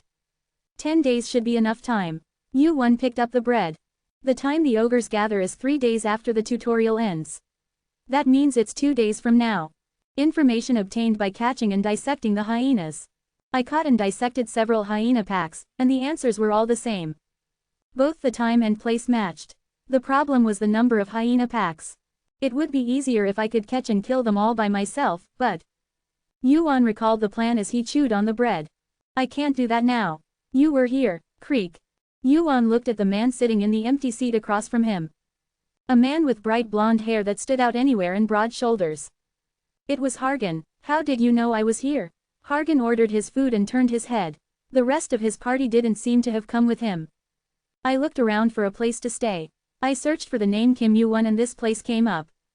That must not have been easy. I have a lot of connections. I used some people. Yuan nodded at Hargan's answer. Of course, the first floor was the floor where Olympus had the most influence. Moreover, Hargan was of the lineage of Zeus, the throne of the heavens. It wouldn't have been difficult for him to find someone staying at an inn, even if it wasn't a big request. Did you make a player kit? Give me the number. I didn't know I'd be asked for my number by a man. You know how to make jokes. I thought you were incredibly boring. I'm not the funny type. Yuan gave Hargan his player kit number along with the answer. After exchanging numbers, Hargan's meal came out soon after. Yuan asked as he ate his soup. When are you going to go up the tower? In about 5 days. What are you going to do until then? I plan on leveling up in the outer region. I also want to get my team used to working together. That will take another 5 days. Is that so? A casual conversation. Ding. Yuan put down his spoon. Then do one thing with me. A thing? Hargan made a curious expression at the unexpected offer. Something out of the blue. It was the first time Yuan had suggested something to him first. He had only come to get his number since they had promised, but he had heard something unexpected. What is it? The hyena packs. Hargan's ears perked up at the story that followed. Let's wipe them out. The hyenas. Hyenas. They were the headaches of the first floor. It was unknown how big they were, and they didn't have the form of a proper group. Of course, it was considered impossible to wipe out such guys. But he wanted to wipe out the hyenas. It's a problem just picking them out, and it doesn't seem like something that's possible with just 10 people. Not 10 people, just you and me, 2 people. Yuan watched Hargan's expression waver at his words and wiped his mouth with a napkin. If I wanted to, I could do it by myself. Tell me more. It's a little early now, so come here around evening in 2 days. I'll tell you then. In 2 days evening, Hargan nodded. He hadn't finished his meal. There were too many thoughts popping up in his head to put more food in his mouth. Creak. Hargan got up from his seat first. I understand. Then I'll see you later. You're leaving quickly. I need to move quickly if I'm going to make time in the evening in 2 days. The team he made in the tutorial. It seemed that Hargan liked them quite a bit. He was trying to make his team grow and climb the tower together. He's pretty devoted. Yuan watched Hargan leave the restaurant. And then, I feel like you've been waiting for a while. Yuan turned to look at the man sitting at the table behind him with his back to him. I'm finished now, so if you have something to say it quickly. I was surprised that Hargan Nim came to visit you suddenly. The man who had been eating alone with his hood pulled down low since earlier. We've never met before. Nice to meet you. Yuan met eyes with Agamemnon who had gotten up from his seat. I'm from Olympus, but would you be okay with talking for a little bit? Chapter 34. Agamemnon sat down next to Yuan. A brightly smiling face. His grim face was smiling with his mouth pulled up, so it was awkward to look at him face to face. If it's Hargan, he must be the bloodline of the throne of heaven. Yuan looked at the coffee Agamemnon had ordered, saying he would buy it. Shouldn't you at least say hello? At Yuan's question, Agamemnon shrugged and replied. I couldn't help it because of my purpose. Purpose? I came to see you. I know that much without you telling me. What's your business? To Yuan's blunt question, Agamemnon paused for a moment and replied. Kim Yuan, I heard you were ranked first in this tutorial. At Agamemnon's words, Yuan could tell that he had looked into his personal history. The first rank of the tutorial naturally draws attention. Because the player who recorded the highest ranking in each tutorial was highly likely to become a ranker. Moreover, this tutorial was much more special than other tutorials. A tutorial that broke all the previous records. As such, there were bound to be many guilds coveting the talent of this tutorial. And, Lord Hargan is in second place, you see. Hargan, the bloodline of Zeus, participated in this tutorial. A prospect who might become a high ranker beyond a ranker. However, he ultimately failed to pass the tutorial in first place. It was because of Yuan's existence. When I heard about the records, the difference between first and second place was overwhelming. Everyone is saying it together. They say a monster has entered the tower. Thank you for your sincere compliment. You're quite witty, too. Agamemnon picked up the coffee cup in front of him. Lord Hargan said so. He said you're like a friend to him. Like a friend? Is that a strange answer? A little. It was certainly strange. If you're friends, and if you're not, you're not. Like a friend. No, it was something that could be understood with just a little thought. Yuan and Hargan were, not yet, friends. However, Hargan answered that his relationship with Yuan was, like, a friend. It meant one thing. Does that mean he wants to be friends?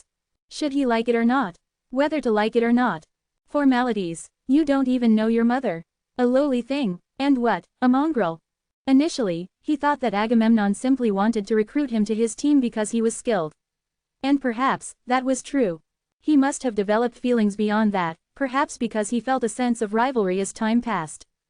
He had won Hargan's favor. As far as Yuan was concerned, it wasn't a bad thing. Agamemnon continued speaking, and it seems like you haven't joined a team yet. I don't really like belonging anywhere. That's a good choice. The relationships you make in the tutorial don't last long. Only a few players become rankers. No, less than half of the players even make it to the next floor. Agamemnon looked at Yuan with a gentle smile. But you're different. You have the potential to become more than a ranker, a high ranker, a great being of this tower. Naturally, you should climb the tower with someone who is of equal standing. His voice was full of pride. He knew what this was about. No, from the moment Agamemnon had appeared before him, Yuan had known his intentions. Come to Olympus, and into the arms of Lord Ares. We will prepare everything you desire. Of course, his goal was to recruit him into the guild. Out of all the large guilds, Olympus was the one that put the most effort into recruiting new players. Yuan smiled. It was amusing. What I desire. Yes, Lord Ares is different from a lowly thing that doesn't even know its mother. He is the legitimate child of Lady Hera and Lord Zeus, and he is already a great being who has become a high ranker. Agamemnon reached out his hand to Yuan. If you take my hand, you too will become a part of Olympus and Lord Ares. Rather than holding hands with a mongrel who doesn't even know its roots. That's enough. For the first time, Yuan reached for his coffee cup. Gulp, gulp, the lukewarm coffee went down his throat. Without a moment's hesitation, Yuan finished the rest of the coffee in one go. And then, clack, thud, I've had my fill of tea. I'll be going now. What? Agamemnon looked surprised as Yuan pushed back his chair and stood up. Do you mean to reject Olympus's offer now? Yes, that's right. Before he knew it, Yuan's face, as he looked at Agamemnon, was filled with mockery and contempt. Etiquette, you don't even know the basics. A lowly being, and what, a mongrel? Are you trying to protect him as a friend? What is a short relationship you made in the tutorial to you, the Olympus? I refused when Hargan, the son of Zeus, personally offered to let me join his team. I had no intention of belonging anywhere. Wu Yun looked at Agamemnon, who was still sitting, with a smirk. But what are you? Are you saying that Zeus and Hera are the mother and father of Ares, and your mother and father? Agamemnon's expression suddenly distorted. Killing intent rose on his face. If it weren't for the penalty that occurred when attacking a lower-level player, he might have already attacked. However, Wu Yun did not care about Agamemnon's reaction. I have one answer. As if he had nothing more to say, Wu Yun immediately got up. I can't be with guys like you who are so full of rage. The place Wu Yun left. The restaurant grew quiet as the customers left one by one. To be exact, the customers, who were scared of Agamemnon's rage and killing intent, left. In the center of the restaurant, Agamemnon was alone, chewing on his anger. A moment later, are you okay? Agamemnon's men came to the restaurant. 3 men. Agamemnon, who had been suppressing his anger while sitting still, slowly regained his expression. How many orcs can we mobilize right now? The orcs, you mean? Yes, the orcs. But that guy, the subordinate closed his mouth without finishing his sentence. It was because of the look in Agamemnon's eyes as he turned his head to look at him. He knew because he had served him for a long time. If he said the wrong thing here, he might end up losing his neck. We need a few more days. How many? We are currently collecting the orcs. We will be able to gather enough once that is done. Do we need that much preparation just to kill one newbie? Think about it calmly. That guy is someone who broke all the tutorial records. Do you think a small number will be enough? Agamemnon thought for a moment at his subordinate's question and nodded. Even Hargan alone would be difficult for not just any newbie, but even players from the higher floors to handle. Even for a novice player, let alone Hargan right now, it would be difficult to handle players from the upper floors. So if you don't enter Olympus, even Hargan, who was a higher rank than him, had cleared the tutorial. Thanks to that, many rankers were interested in this tutorial. He understood his subordinate's hesitation earlier. However, then prepare about 100. Still, Agamemnon's decision remained the same. Growl. He gritted his teeth as he glared at the spot where Wu Won had disappeared. After the tribute is over, I will kill Kim Wu Won. So what are you going to do about the orc group? 2 days later, Hargan met Wu Won again during dinner. It wasn't difficult to reconnect thanks to exchanging the numbers on their player kits. There's someone I need to meet. Someone to meet. It took me quite a while to find out where he lives. Clank, clank, Wu Won walked through the darkening outskirts of the village. The surroundings had become quite quiet. Everyone was closing up shop and going home or finishing up their business. Why at the market? Just follow me. Wu Won walked with his eyes narrowed. Hargan, who was walking beside him, glanced at Wu Won's eyes. Then he saw different eyes than before. Those eyes again, crimson red eyes. They were the eyes he had when he fought the boss of the tutorial, the Chimera creator, Child. You bastard, are you related to that monkey? Child's reaction when he saw Wu Won's eyes. He had dismissed him as a monkey, but Hargan knew exactly who he was talking about. Heaven's great sage, Sun Ogong. He had become a high ranker less than 100 years after he started climbing the tower. Among all the rankers, he was famous as a fighter with the best qualities. He climbed the ranks every day, and now he was a top-ranked high ranker, a ruler of the tower. Furthermore, he has the same skills as the great sage, not to mention his brother. What on earth were Wu Won's abilities? What was his identity? What was his affiliation? If he's not entering Olympus, is he on the other side? Hargan stopped walking. He saw Wu Wun's back as he walked away. At the same time, one of the skills he had used came to mind. Gigantification, a skill that allows one to harness the power of giants. Within Olympus, only Heracles, the giant slayer, had this skill. However, all giants had this skill. If Wu Wun were a giant. So, if Yuan does not enter Olympus. As he was thinking about that. Yuan suddenly stopped in front of a store. A miscellaneous store that sells a variety of items. Respond well. Respond. Let's go in. Creak. Harkin followed Yuan, who entered the store that was almost closed for the day. Shop owner. Someone came out at Yuan's call. A young man with an innocent face, dressed in pure white clothes and his hair tied back. Oh, I'm sorry, we're closed for the day. The young man with a boyish face approached him with a kind expression. If there's anything you're looking for, please leave your name and number. I'll contact you tomorrow. The young man took out a notepad and pen from his pocket. The store became quiet for a moment. After a while, Yuan opened his mouth. Mu Wunqian. Yuan's eyes narrowed. I'm looking for someone named Mu Wunqian. The young man's eyes shook. Yes. Thud. In an instant, the young man turned his body and quickly ran towards the back door. Bang. Where are you going? Yuan grabbed Mu Wunqian by the back of his neck. As his body was pulled back, Mu Wunqian swung one of his hands with great force. At the same time, the short blade in Mu Wunqian's hand grazed Yuan's cheek. Swish. Boom. Mu Wunqian's body slammed into the floor. The floor of the store caved in, and the store shook.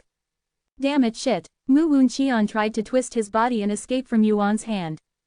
However, he could only wriggle his body, unable to escape from Yuan's grip. What the hell is this strength? The strength that was suppressing his body with one hand was no joke.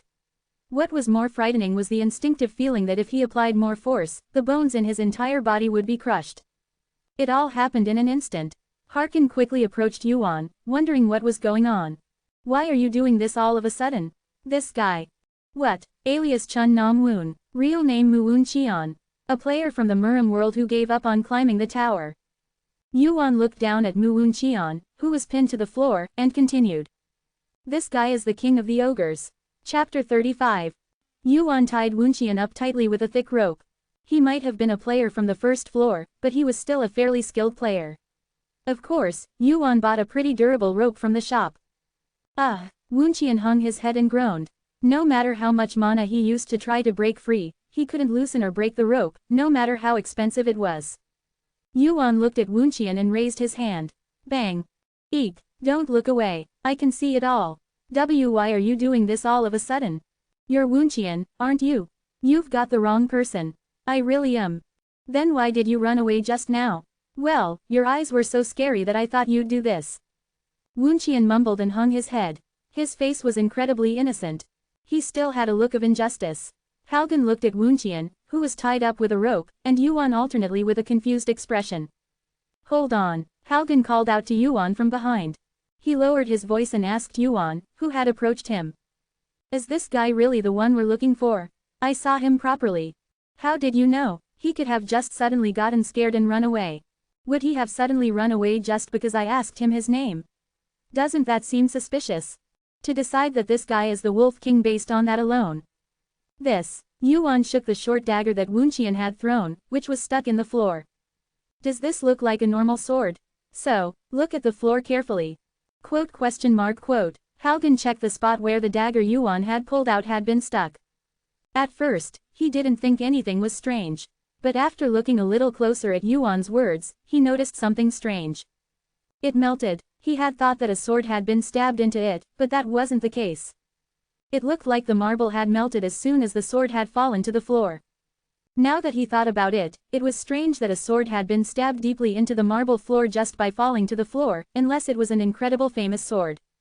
It's a pretty strong poison. It wouldn't be strange for players on the higher floors to use it, not just first floor players. A high-level poison. It was an item that was forbidden for players to use on each other. It required permission from the administration office to even possess it, and it was difficult to obtain in the first place. Why would a shop owner who runs a sundry shop have something like this? And always keep it hidden in his sleeve? There was definitely more than one strange thing. In that case, where did you get your information? A voice. No, it was Wunqian's voice. But his rough voice and speech, as if he had a split personality, felt completely different from before. No, it wasn't just his voice. Snap, click, click. Wunqian's face slowly changed. The young man's face, which had seemed kind, became wrinkled, and his eyes gradually grew deeper and cloudier.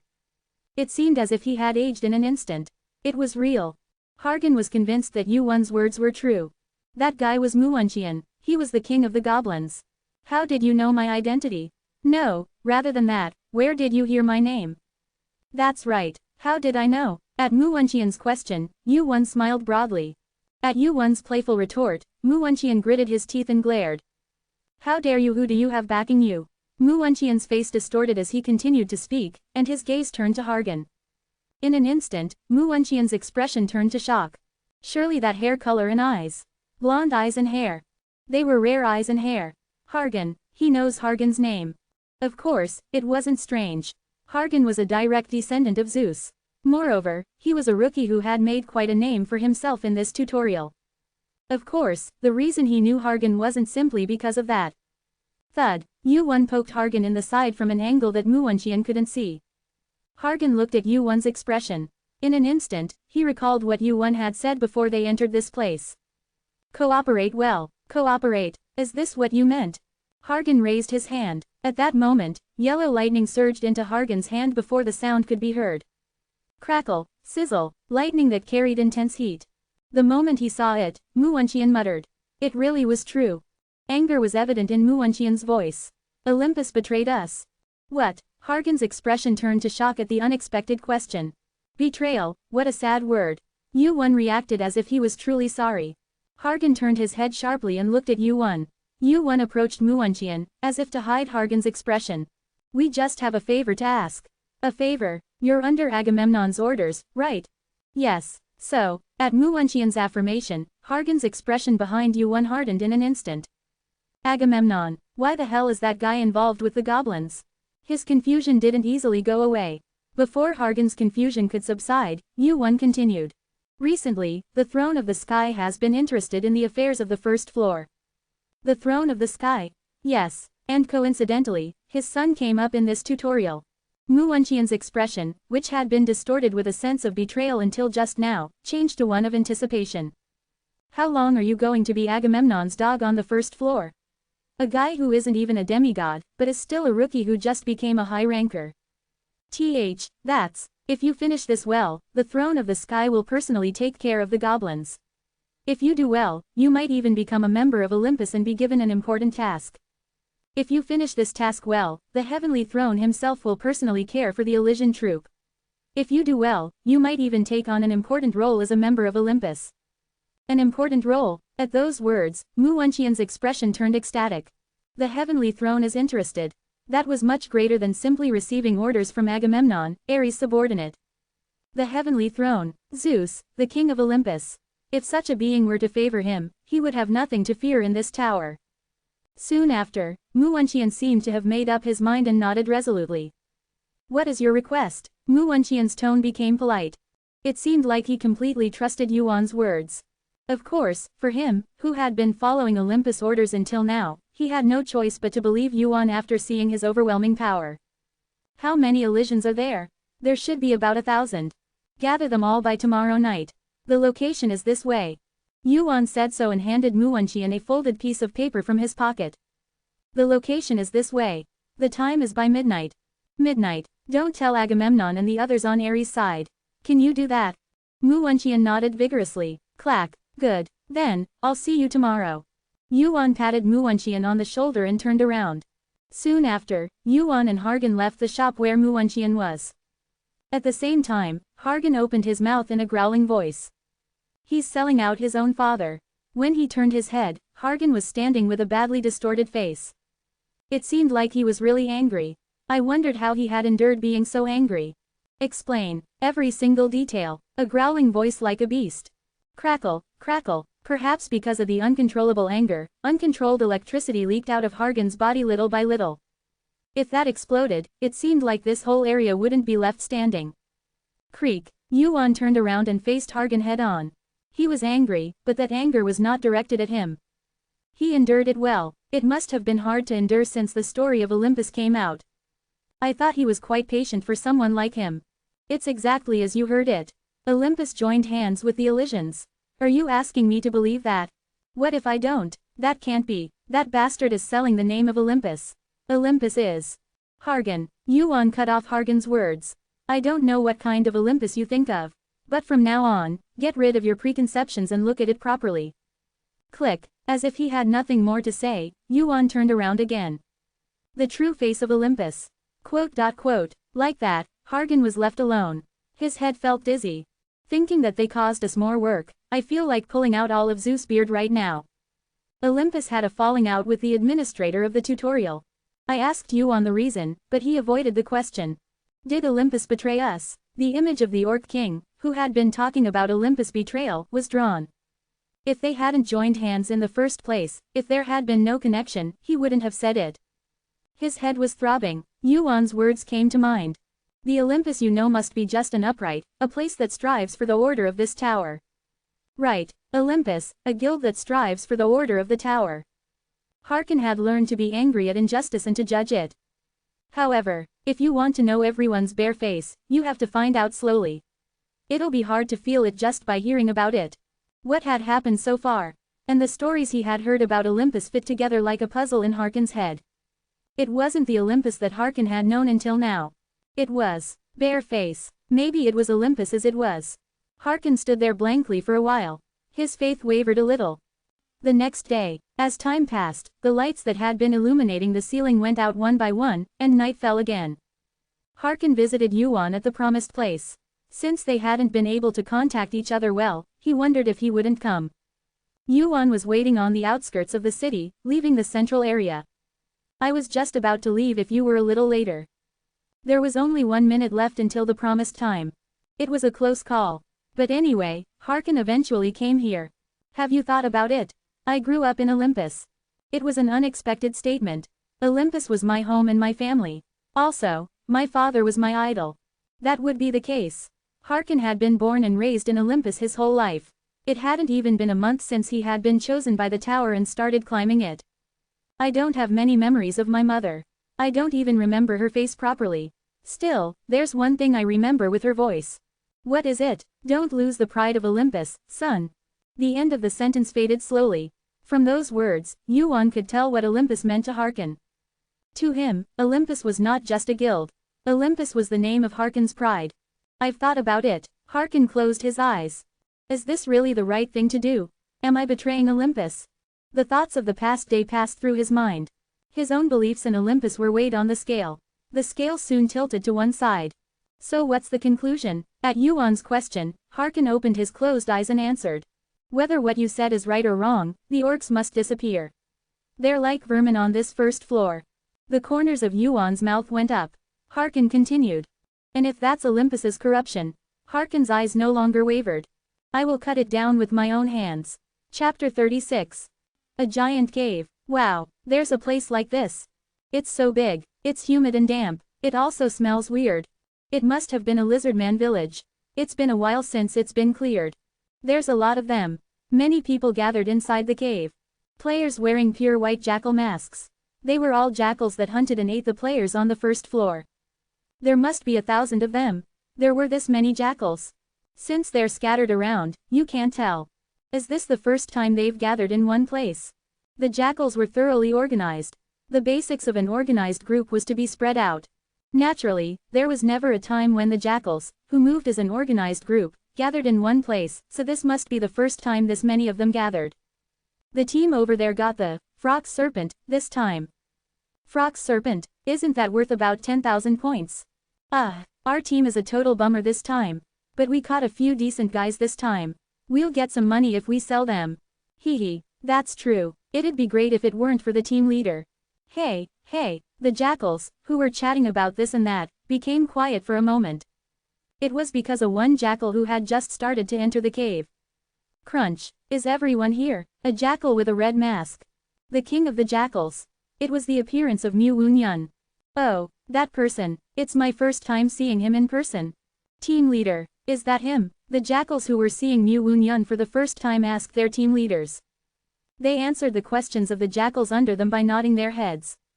Then, one by one, the team leader jackals knelt down and bowed their heads, and the other jackals followed suit. The sight of 1,000 jackals bowing deeply to one person was quite spectacular. Mu Wun-yun smiled proudly under his mask. Get up. Mu Wun-yun, who had enjoyed the greeting enough, motioned for the jackals to get up. Then, the atmosphere immediately became noisy. Wow. Why is the person who never showed his face until now? I heard there's a big shot behind him. Not him, but us. Thanks to him, we were able to avoid the management bureau until now. In the noisy cave, the veins on Mu Wun-cheon's forehead protruded. The atmosphere was unpleasant. From now on, whoever opens their mouths. Clang, Mu Wun-cheon drew the sword that was at his waist. I'll cut their necks. It was a cave where little light entered. Nevertheless, Mu Wun-cheon's sword shone brilliantly. A sword containing moonlight, it was a considerably precious item for a player on the first floor. It was quite an expensive item, but it was in the hands of the king of the goblins. The goblins gradually became quiet. The goblin leaders also pointed their weapons at the goblins that were opening their mouths and chattering. The cave where 1,000 goblins had gathered became quiet in an instant. Mu Wun-cheon put away his sword and spoke. From now on, we must carry out a mission. A mission? What's the missy? Some goblins who spoke without thinking shut their mouths. It was because of the goblin leaders glaring at them from right beside them. After the small commotion ended, Mu Wun-cheon opened his mouth again. I don't know what the mission is. It must be very difficult since all of us need to gather. However, I can say one thing for sure. He raised both of his hands and clenched his fists tightly. After today, we goblins will finally soar into the sky. Wow, wow, wow, wah. The goblins cheered at the short speech. It was cheering that was half forced, but Mu Wun-cheon smiled contentedly nonetheless. I will introduce them to you. Mu Wun-cheon turned his body and pointed to the entrance of the cave. Our sponsors. Thud, thud, 2 people entered the cave. They were wearing red masks that symbolized the Goblin King, like Mu Wun-cheon. Blonde hair and black hair that were slightly revealed. It was Hargan and Yu-won. I'm sorry for making you travel such a long way. Mu Wun-cheon bowed deeply to the two. Then he took out a thick envelope from his arms and held it out. It's not much, but this. What is it? Yu-won was the one who reached out and took the envelope. Yu-won opened the envelope and checked the contents. Inside the envelope was a bundle of papers with the number 1000 written on them. Papers with special patterns engraved on them with a skill. This is Asgard standard currency. Each bill is worth 1000 points, and I've put all of the collected funds here. Asgard guarantees it, so its credit is certain. Asgard created its own currency in a special way, which can be purchased with points and used like real currency. Are you sure this is all of it? Yes, that's all of it. At Mu Wun-yun's explanation, Hargan glanced inside the envelope. Each bill is worth 1000 points. The envelope was incredibly thick. Even at a glance, it looked like there were hundreds of bills. An amount reaching hundreds of thousands of points. It was an amount that would surprise even Hargan, who grew up in Olympus. It seems he's completely made up his mind to switch sides. If the amount of money is as Mu Wun-yun says, it would be close to all the money the ogres have collected. Agamemnon must be waiting for this amount of money, but seeing him offer it to Yu-won, it seemed that he had made up his mind. I'll accept it gratefully. Yu-won put the envelope in his inventory as if it was nothing special.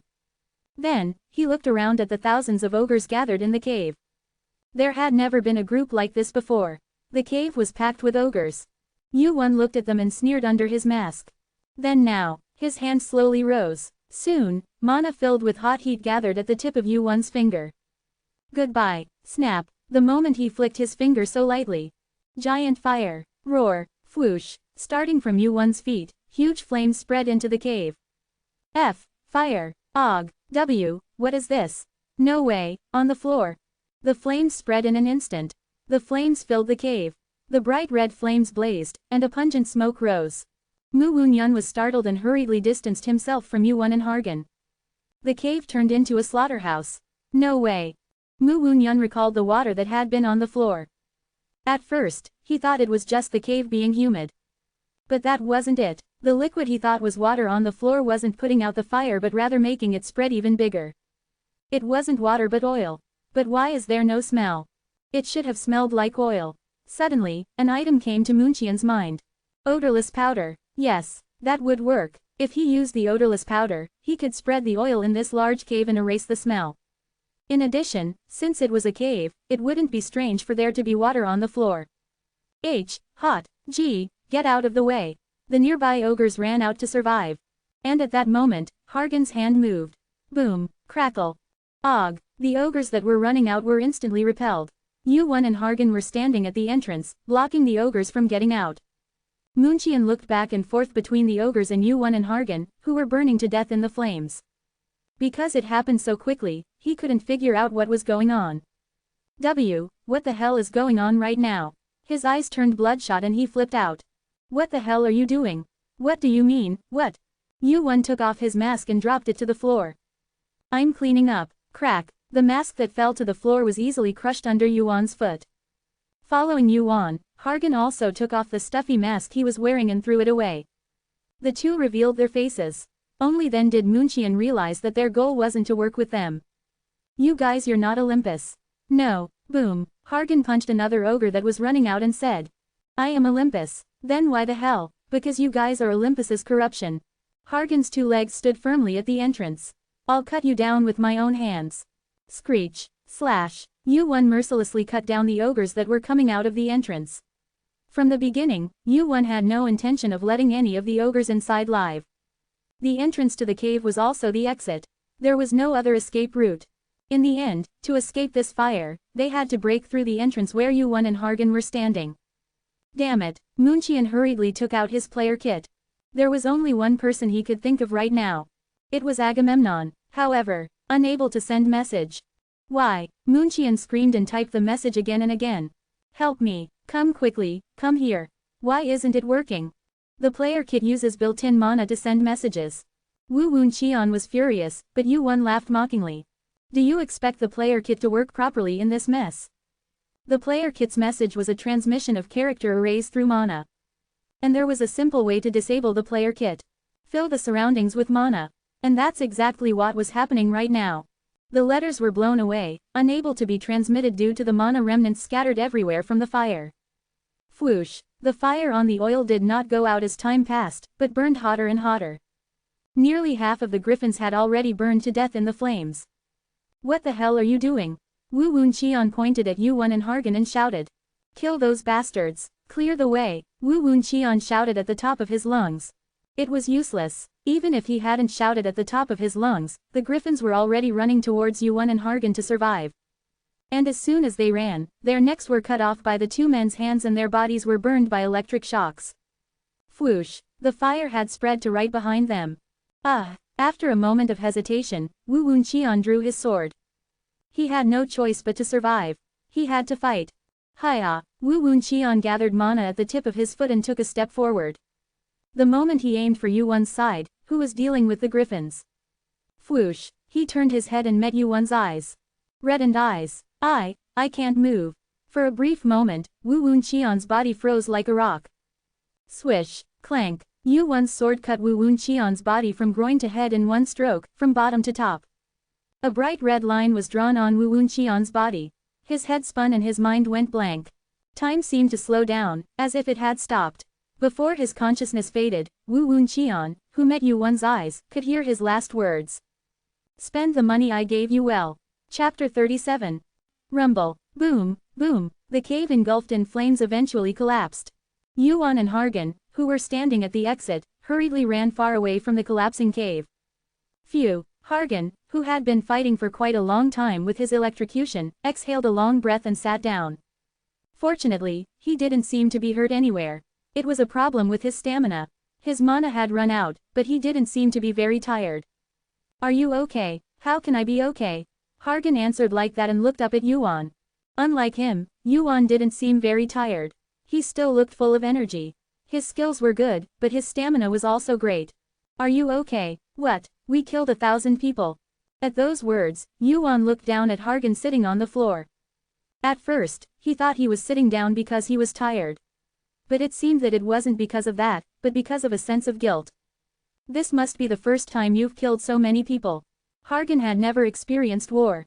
Naturally, he was not used to killing someone. Even if they were orcs, who deserved to die. Yu-won nodded at Hargan's words. I'm fine. How can you be? Murder, kidnapping, robbery, slave trade. Those are all ways for orcs to make money. The orcs were a nuisance on the first floor.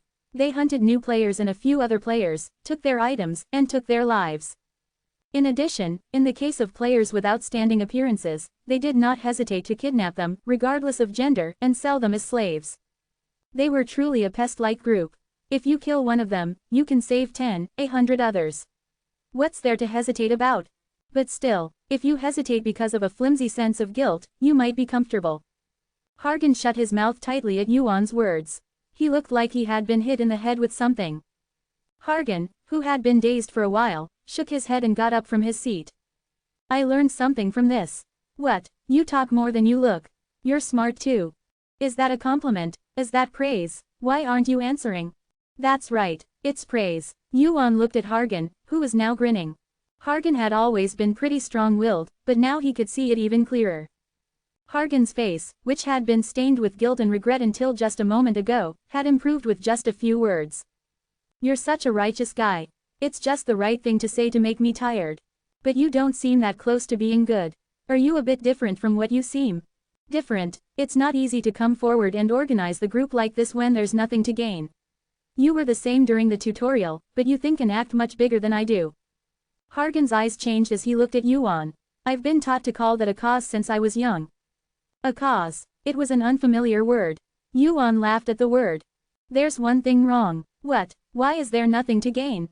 Russell. A thick envelope shook in Yuan's hand. There's this much. Hargan's eyes widened at the envelope. He had forgotten. Inside the envelope were the points earned by selling the items the goblins had taken. That. Shall we share it? You helped me this time. Hargan lowered his head with a groan. A reaction as if he was troubled. Hargan's gaze, his eyes darting around, turned to the envelope in Yuan's hand. Share it. A voice as small as a mosquito. I knew it. Hargan groaned and lowered his head at Yuan's response, which seemed to be a smirk. The points the goblins had collected were taken from killing new players. Although there was no one to return it to, Hargan felt uncomfortable taking such money. Yuan opened the envelope and tried to count the amount, but then he said. Oh, and I have one more question. A question. Yeah, you were after me, right? In the tutorial. Yeah, Hargan tilted his head as if to ask why he was asking that. Yuan, who had been struggling for a moment, asked with a glimmer of hope. What was your reward? Why? Bang. The corner of the table was broken.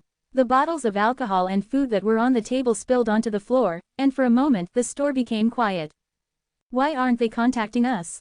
Agamemnon, who couldn't hold back his anger for a moment and slammed his fist, asked in a lowered voice. No matter how late at night, the location was a tavern that sold alcohol. The words he was about to say were not something to make a big fuss about and raise his voice in such a place. I don't know. I definitely contacted them. Did Muun Qian go crazy? I've sent a message, so I'll get a response soon. So that's why. Agamemnon raised his voice without realizing it and bit his lip tightly. Barely suppressing his anger, he looked around and asked, glaring with his eyes. When? I mean, that's what I don't know either. Unless his intestines came out of his stomach, that bastard wouldn't have dared to run away with our money. The points the goblins brought to Olympus were considerable. Every time the tutorial opened, they brought tens to millions of points. That amount of points had a great impact on the Ares Guild's financial resources. The goblin group was one of the important reasons why Agamemnon lived on the first floor. Have you looked for traces? Who did Muun Qian meet? Where did he go? We're already looking for traces of the goblins through Muun Qian and our network. We'll probably be able to find them before tonight is over. Be sure to find them. If we can't find those bastards, you and we're all done. Agamemnon, who had growled like that, poured another drink. He could have blown away the drunkenness with mana, but he didn't. Now, he couldn't hold back his anger without getting drunk. A few hours passed like that. Lord Agamemnon. One of Agamemnon's men ran into the tavern. Agamemnon's expression brightened slightly at the urgent reaction. He thought that maybe Muun Qian had been found. Did you find him? We found him. But his subordinate's reaction was strange. Agamemnon quickly raised his mana and blew away the drunkenness. The subordinate avoided Agamemnon's gaze, rolled his eyes, and took out his player kit. And in it, what? There were charred bodies all over the place with the collapsed cave. What is this? Hey, what is this? Egg. We don't know who it belongs to, what will come out of it, or how to hatch it. So, what's the point? It's a considerable number. If we put it all together, it would be in the thousands. That's almost all the Eyrie that Olympus is aware of. Then, the unseen world. Probably in here. Agamemnon's eyes turned upside down. He clenched his last bit of patience and asked in a hushed voice. The amount of money, the amount of money. Quote. There was no answer. Soon, Agamemnon screamed as if his throat was tearing apart. Wu Wan, who returned to his room, opened the envelope and checked the amount again. 384,000 points. A whopping 384 sheets. He had given half of it to Hargan, but this much was left. I did a pretty good job. 380,000 points was an amount that even rankers could barely touch. With this amount, he would be able to match the items used by rankers. Thanks to this, I don't have to worry about food or shelter. Wu Wan put the envelope in his inventory pouch. He wanted to run to the top of Asgard right now and change this to points. However, if he did that, there was a possibility that Olympus would notice that Wu Wan had eliminated the Eyrie. He wanted to avoid getting involved in such a complicated way from the first floor. With this money, I can also buy materials for the blacksmith's skeleton. I still don't have enough points to buy the detailed materials, but... Wu Wan smiled at the large number of points gathered. I might be able to finish it faster than I thought. The blacksmith was currently the highest rated item among the items Wu Wan had. It was an item that symbolized the three main gods of Olympus, and the power it possessed was comparable to the top items among the items Wu Wan knew. Although it is currently in the form of an item that only has the attributes of stealth and mana change. That's not the real value of Quenny's fragment. By now, Quenny's fragment must be revealing its worth little by little. In the hands of the best blacksmith in the tower. The problem is, Wu Wan lay down on the bed in his room and reached into his inventory. A small egg the size of a fist was touched inside it. The egg taken out of the inventory had an irregular purple pattern on a pure white background. #S-egg, #S-egg, no one knows who it belongs to, what will come out of it, or how to hatch it. Hatching rate, 0.00%. Truly a vague description. I don't know when I'll be able to use this. There were items with unclear descriptions. Incomplete, unfinished items were usually like that. However, that was only in the case of crafted items that weren't finished being made. Even Yuan, who had experienced countless mysteries of the tower, had never seen an item in the form of an egg displayed like this before. This egg is a reward for clearing the tutorial. And I got it with the highest score, too. Yuan rolled the egg in his hand and looked at it from all sides. The item Hargan received was the Thunder King's hand. It's a fairly high-ranking item, even among the items rankers use. Judging from that, this can't be an ordinary item either. It was probably an item comparable to the Black Divine Stone, at the very least. To begin with, if the reward for defeating the creator of the Chimera and obtaining the hidden piece was the Black Divine Stone, then S-egg was likely an even better item than that. After all, this egg was a reward for clearing the tutorial with a contribution of 670,000 points. I really have no idea. Yuan scratched his complicated head. It was the size of a fist. An egg from an unknown creature. An irregular purple pattern. And, a pattern. Yuan abruptly sat up in his bed. A faint warmth could be felt from the egg in the palm of his hand. Now that he thought about it, the purple pattern definitely hadn't been there when he first checked the egg. Throbbing, his head started pounding. Memories like a nightmare that he didn't want to remember came to mind. Once they started coming back, the memories quickly became vivid and flashed through his mind like a video. Not too long ago. No, maybe in the very distant future. Back then, Yuan had seen this irregular pattern. Outer God, the moment he muttered those words. Opening square bracket single quote question mark single quote. S-egg, greets you. The egg spoke. Whoosh. Yuan looked at the egg in his palm with bloodshot eyes. What are you? Chapter 38. Why couldn't I think of it right away? Why didn't I notice it? For several days after that, an unknown thought kept lingering in Yuan's head. Is it really the outer God symbol? There was no energy that he could feel. Maybe it was a misunderstanding. A reward from the tutorial being related to an outer God. No one, including Yuan and his colleagues, had ever thought about this possibility. I'm not sure yet. Thud, thud, Yuan walked out. But if it's true, what will hatch from this egg? Will it be a strong ally that will help Yuan? Or will it be the end of this world, like the other outer gods that he knows? Yuan shook his head. He was thinking too much. There was nothing he could do right now.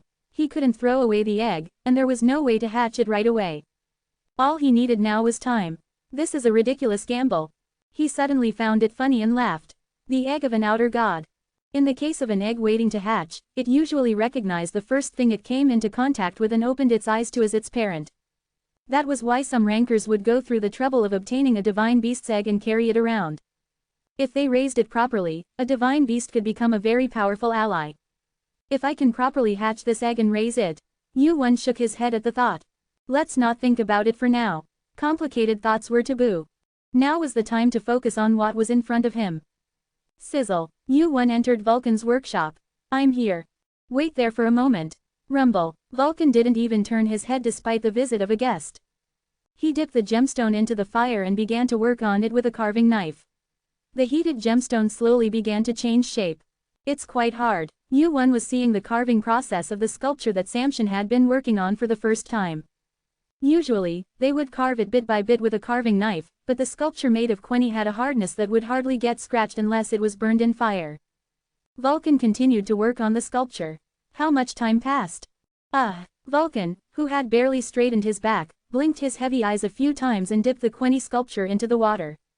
Sizzle. The heated sculpture instantly evaporated half of the water, which was tens of liters. The workshop was instantly filled with hot steam. Are you here? Vulcan approached Yuan, wiping the sweat off his forehead with a towel. The two sat facing each other on wooden chairs in the hot workshop. Yes, you called for me. I have something to ask you. Something to ask? What kind of weapon and armor do you use?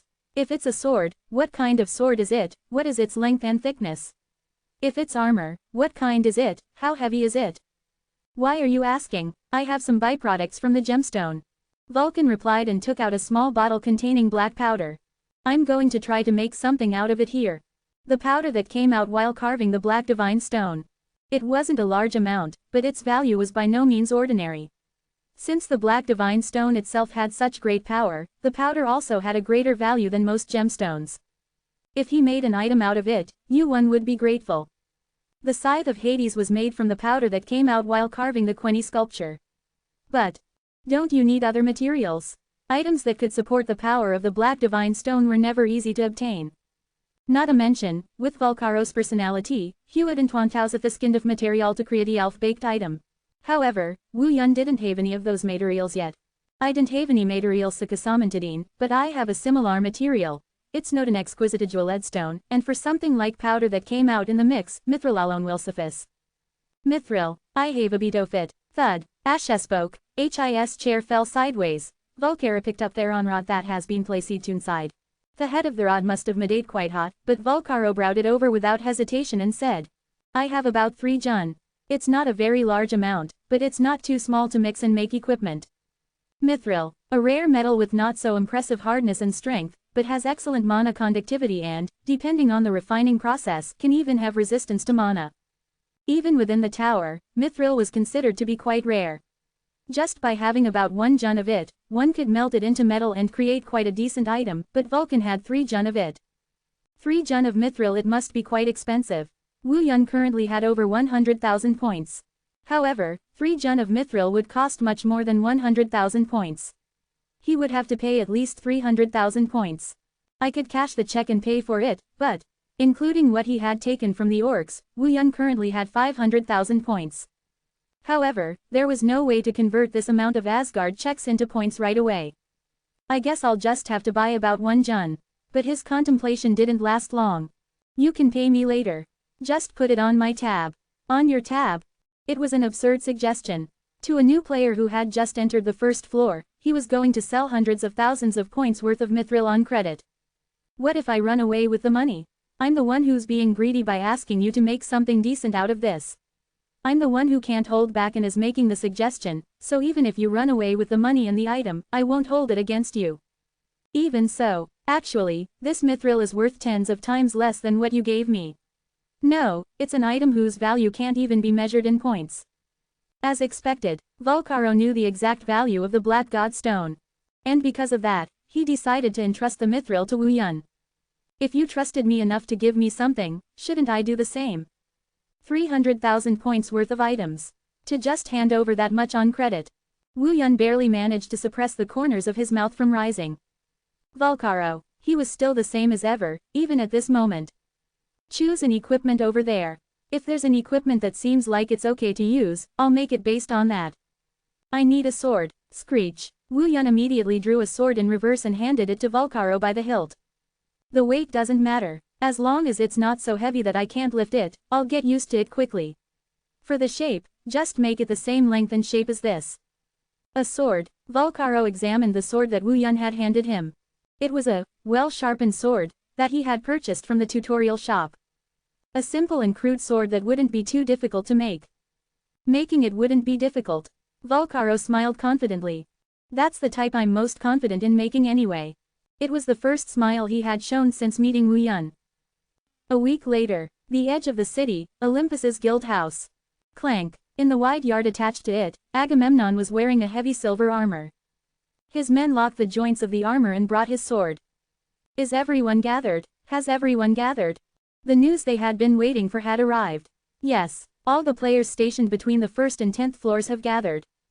How many? Approximately 200, Agamemnon nodded at his subordinate's reply. 200 people. It was a number comparable to a small or medium-sized guild. It had taken several days to gather this many people. If we can just finish this job, we'll be able to avoid the responsibility of failing to manage this flock of harpies. Agamemnon spoke with a determined expression and shook his head. No, perhaps more than that. Perhaps the throne of the heavens will look favorably upon us. The throne of the heavens. At that name, the expressions of Agamemnon's subordinates changed. Faces filled with anticipation and excitement. Even though they knew how dangerous the task they were about to undertake was, they were covering their fear with anticipation. Agamemnon looked around at his subordinates and smiled. Who would have thought I'd get an opportunity like this? A few days ago, he had been in despair when he learned that the flock of harpies had been wiped out. He had thought that if this continued, he would completely lose his standing within Olympus and become just another ordinary player. But fortunately, the will of the tower did not abandon him. No, rather, it gave him a greater opportunity, as if to give more power to a player who had undergone trials. Where is it? The location is. Agamemnon's eyes widened at his subordinate's reply. It was an unexpected place. It's a place we couldn't have found until now. Agamemnon's subordinate nodded at his words. Indeed, they had spent a long time searching this first floor as if they were combing it for it. But they had not been able to find any trace of it for a long time, and it was only now that they had finally found it. Agamemnon took the sword and fastened it to his waist. Support. Considering the intervention of the administrator and the restrictions of the tower, adequate support has arrived. Good. Soon, Agamemnon prepared to set out on horseback. Let's go. Dalgrak, Dalgak, hundreds of players. Olympus, army, including Agamemnon, began to move for their mission. Chuak, Kung, a giant tiger, 5 meters long, collapsed to the ground. The tiger, which had been bleeding and twitching for a while with its belly torn open, soon stretched out its body and lost the light in its eyes. Experience has increased. The completion rate of the 1000 slaughter has increased by 0.006%. It was a completion rate that was rising very slowly. Yu-1 flicked the blood off his sword. The floor was littered with the bodies of wolves and tigers that were much larger than normal. They were all prey that Yu-1 had hunted in the middle area of the first floor. The past 10 days, Yu-1 had focused on hunting. He didn't want to waste time killing time until the crafting was finished. He also needed to increase the completion rate of the 1000 slaughter. As expected, it's foolish to try to level up on the first floor. Yu-1's hunting speed was quite fast. However, there was a limit to how much experience he could gain on the first floor without climbing the tower. He had hunted for 10 days, but he had only been able to raise his level by 1. It was too slow. However, he couldn't afford to be greedy and climb the tower right now. I need the crafted piece to set a higher record. In the end, all he could do now was wait while increasing the completion rate of the 1000 slaughter. Yu-1 was about to start hunting again when, tiring. The player kit in his pocket rang. Currently, there were only 2 people who knew Yu-1's player registration number. Harkin and Vulcan, just those 2. Yu-1 hurriedly put his sword in his waistband and checked his player kit. Inside the message, Vulcan, crafting is finished. Come. The long-awaited news had arrived. Chapter 39. The furnace heated up with a roaring sound. Bulkaru gazed at the finished gem as sweat dripped down his body. It's beautiful. Even though he had crafted countless equipment and polished numerous gems, he couldn't help but be amazed. Was this really a gem that he had made? The jet black gem mysteriously emitted a light as dark as the night. Despite being as small as a fingernail due to the engraving, the gem had thousands of countless facets that emitted light in every direction. Bulgaroo couldn't help but smile softly as he looked at the exquisite light. It was truly beautiful. No matter how long he looked at it, he wouldn't get tired of it. He had seen such a beautiful light once before. I want to complete it. Greed arose within him. He wanted to create a proper masterpiece using this gem. He wanted to go beyond simply carving raw ore and create an item that could truly handle this power. That was Bulgaroo's desire as a blacksmith. But Bulgaroo gently folded the thick cloth over the gem. It can't be. Thud, thud. Bulgaroo raised his head. The equipment hanging on the wall was shaking slightly. Swish. Bulgaroo grabbed the hammer he had placed to the side. A different sensation ran through his forearm holding the hammer compared to when he had been forging equipment. Bulgaroo stood up and limped outside. Why today of all days? He had thought that this day would come someday. He couldn't help but think that he wished he had just one more day as he started walking. Clang, clack, clack. Hundreds of players moved in formation. The slums were in chaos.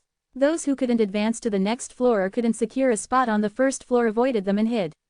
What's all this? What's going on here? The players were armed with swords and spears. The emblem of a towering mountain symbolizing Olympus was engraved on their clothes. And in front of them, a player wearing a red cloth over his body walked alongside Agamemnon. What a foul-smelling place. Agamemnon wrinkled his nose at the stench emanating from every corner of the slum alleys. I can't believe we didn't find it until now. Bulgaroo looked at a building covered in shabby cloth. As he pointed at it, the hundreds of players following him began to set up camp. The players surrounded the building. They had already taken out their swords, spears, and shields. Are you sure this is the place? Agamemnon asked his subordinate with a hint of doubt. The subordinate approached him and nodded, his blue eyes glowing. Yes, I'm sure. Really? Agamemnon looked at him suspiciously. Limp. However, Agamemnon soon nodded with a grin. Indeed, it seems correct. Limp. A muscular man with a swagger walked out, lifting the cloth covering the entrance. The man had a hammer in one hand and wasn't wearing any proper equipment. The only item he had was an iron hammer that blacksmiths would use. What business do you have here? You're making a racket in our neighborhood. I'm not asking you because I don't know. Stab. Agamemnon pointed the tip of his sword at Bulgaroo's neck. Sinner, Hephaestus. At Agamemnon's words, the Olympus players surrounding the forge roared. Hephaestus, that great blacksmith of Olympus. Surely he refused to make weapons and ran away with Olympus wealth. Rumors had been circulating. This mission might be the capture of Hephaestus. However, the moment they heard the truth from Agamemnon's mouth, their expressions instantly turned grim. What? How can we catch a rancor? No matter how many of us there are. Hephaestus, the best blacksmith representing Olympus, no, the best blacksmith representing this tower. He was a rancor who had reached the top of the tower before he was a blacksmith. On the other hand, most of those who came with Agamemnon were low-level players who hadn't even cleared the 10th floor. Even if the numbers were different, the power gap was too great.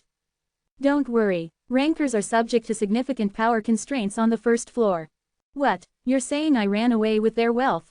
A ridiculous laugh. Bang, wung. Bulgaroo's, no, Hephaestus' hammer hit the empty void. The hammer, which had descended through the atmosphere, made a deafening noise that shook the eardrums of the players who had rushed in. Truly a fearsome roar. Hephaestus. His power vibrated in all directions. Come on, stop the funny stuff. I'll blow your heads off. At that imposing sight, the players surrounding the forge took a step back one by one. If they were hit by that hammer, not only their heads but their whole bodies would be shattered. However, Agamemnon laughed at Hephaestus' behavior. A rancor who was punished by the throne of heaven and had one of his legs cut off.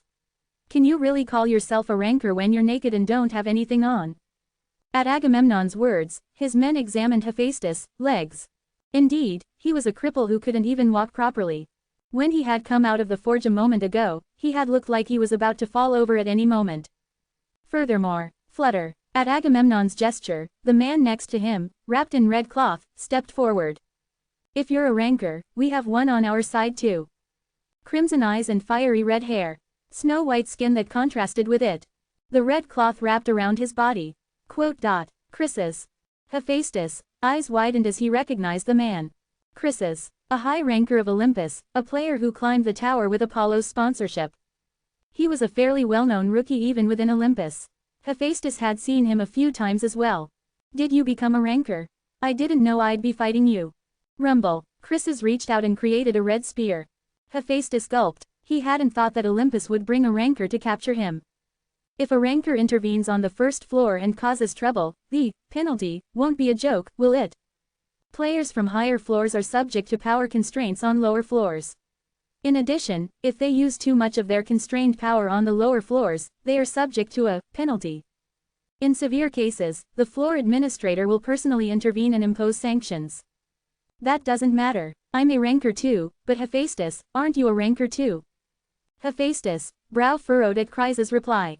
Certainly, even if Chryses used his power on the first floor, it was directed at Hephaestus, who was also a ranker. He wouldn't have to worry too much about the penalty, at least not about the power constraint. Anyway, that's a good head on your shoulders. Chi. Hephaestus' body glowed red, and his eyes emitted a piercing light. A vast amount of mana transformed into intense heat and crackled around Hephaestus. Gulping. The tension was high. Boom. Hephaestus swung his hammer in the air and opened his mouth. Come. Quang, quang, warrioric, puff. The hammer hit the air, and flames engulfed the area. Players fell to the floor as corpses. The fight between Hephaestus and Chryses had already turned the area into a mess. I respected you. Quang. Chryses' flaming hand grabbed Hephaestus' hammer. Even though you became a ranker thousands of years ago, instead of seeking greater power, you took up a hammer instead of a sword, according to your beliefs. Is that the only reason you respected me? Chi. The hammer grew even hotter. The heat was so intense that even Chryses' hands, which could handle fire, were burning. Chryses eventually couldn't take the heat of the hammer and let go, stepping back. Jajorararik. Twang. Numerous arrows and javelins flew in. Hephaestus swung his hammer and knocked away the incoming weapons. Puck, pupapoopik. The deflected spears and arrows pierced Chryses' body. Chryses stifled a scream and staggered back. After a while, boom, quajijik, z, Hephaestus' hammer swung in the direction of the players on the other side. Whip, pook, puck. The shockwave from the blow to the air caused the players' heads to explode and their bodies to be crushed as their armor buckled. Ak, kyok. The players screamed, poof. As a result, blood spurted from Hephaestus' body. It was the tower's penalty. No matter how much they had provoked him first, they were players from much lower floors than Hephaestus. In any case, since he had attacked them, the tower's penalty had to be applied to Hephaestus, no matter how much. Hephaestus' body swayed. His one leg was already injured, and with the penalty of the first floor added, it was difficult for him to stand properly. Chryses pulled out the arrows and spears that had pierced his body and approached Hephaestus again. I respected the fact that you could give up your power according to your beliefs, and that you could put everything down even though you had become a ranker. Eyes without hostility. However, in his hand, a crimson flame spear was once again held, gleaming. That's why I get rid of it. Wang, Wuwang. Hephaestus's hammer, which had been staggering, cried out. It was a vibration that shook the atmosphere. Critias instinctively sensed that this blow would be the last of this fight. I didn't want to fight you. Warururuk. Critias was engulfed in flames all over his body. The heat was enough to ripen and melt the earth. Soon, all sides were filled with the mana of Critias and Hephaestus. Hephaestus limped and took a step toward Critias. And that moment, Puck, Critias's new form turned into flames and rushed toward Hephaestus like a chariot. Ching, Tuwakik, the clash of mana and mana. Block it. Get out of the way. Because of this, the bodies of the players around them burned black. The clash of two people with the same fire attribute mana burned the surrounding atmosphere black. Gulped. Agamemnon swallowed. The result is Chi. The flames gradually disappeared. As the flames and smoke gradually cleared, the result of the collision appeared. Agamemnon's lips went up. Cheek, Juk, Hephaestus. His arms were gradually turning into a muddy color like stone. Dshld. You made it. Chi-chi-chich. Critias's shield, which had been engulfed in flames, appeared. An iron shield with Medusa's head drawn on it. This is Aegis. It's just a replica, but it's enough to bind you who are exhausted. Juk, Jjoyoyeo. Hephaestus's body completely turned to stone. The strongest binding item in Olympus. Aegis was the strongest shield, and at the same time, it was an item with the power of the monster Medusa. Because of this, the exhausted Hephaestus's body turned to stone by the power of the shield and hardened. Thud. Hephaestus, who had been limping on one leg, fell sideways as his body turned to stone. Seeing this, Agamemnon muttered, trembling with excitement. It's over. Over 100 casualties. And Critias, who was seriously injured. However, the result was satisfactory. Anyway, they had captured the sinner Hephaestus. Drag him away. At Agamemnon's command, his subordinates, who had been standing back, approached the hardened Hephaestus with a reply. That's when it happened. That's not going to happen. Pete. Suddenly, the ankles of the subordinates who were approaching Hephaestus were cut off by a player who had jumped out. Tuak. Og. 2 ankles were cut off in a clean cross-section. Agamemnon glared at the subordinates who were screaming and rolling on the floor. You bastard. One fearless person who jumped into this large battlefield where 2 rankers and hundreds of players were fighting alone. Whoosh. What are you wretched people doing in this precious place? New player. Eugene stood before them. Chapter 40. It was when Yuan had just stepped foot into the slums. He felt an ominous flow of mana while on his way to Volcaro's workshop after receiving his message. Boom. A sound was soon heard. It was the sound of Volcaro's hammering. What's going on? He, who would hide his presence, was suddenly using his powers. At that moment, a fact came to Yuan's mind. Could it be Volcaro? His original name was Hephaestus. He was an old ranker of Olympus and a blacksmith. However, he defied the will of Olympus and was turned into a cripple by Zeus, and now he was hiding on the first floor. But Yuan remembered that he had once been discovered by Olympus and taken away. Why today of all days? He felt anxious. Mana filled Yuan's feet. He didn't have any acceleration-type skills, but he moved his feet as fast as he could. Whoosh! He stepped on buildings and moved in a straight line towards where he felt the mana. Quang! Screech! A hot wind with heat brushed past his face. A wave of mana with the same attribute. Yuan stood still for a moment and endured the wave of power. Did rankers clash? Hephaestus was a ranker from thousands of years ago at that. Even though he had focused on his work as a blacksmith since becoming a ranker and had become a cripple, ordinary players would not be able to catch him. Perhaps Olympus had also sent in a ranker. They must not be afraid of the penalty. If a fight of this scale continued any longer, the administrator might intervene. If that happened, Olympus would lose a significant amount of the influence they could exert on the first floor as a price for this incident. It meant that Olympus considered Hephaestus that important. Swish! Yuan started moving again after the heatwave that had swept across his face. The rooftop of a building. Yuan looked down at the entrance of the workshop where hundreds of players were gathered. 2 familiar faces were seen. One was Agamemnon, who was smiling as he looked into the gradually clearing smoke, and Chrysis. The other was the ranker Chrysis, who was covered in wounds from his fight with Hephaestus, holding a shield in his hand. That shield is. Yuan used fire eyes to check the shield that Chrysis was holding. Medusa with her eyes closed. An item that allowed one to use Medusa's power once a day. It was a replica version of the Aegis. Then, Yuan's expression hardened. The hot flames and smoke cleared away. Within it, the figure of Hephaestus, turned to stone, was seen. Agamemnon's expression, which had hardened for a moment, gradually relaxed. He didn't notice his 2 subordinates with severed ankles. His gaze was still directed towards Hephaestus. What the? Was it you? The other subordinates, who had been nervous at Agamemnon's relaxed expression, asked. Do you know him? Kim Yuan. He's the player who recently set a new record for the tutorial. If it's a tutorial record, could he be a newbie?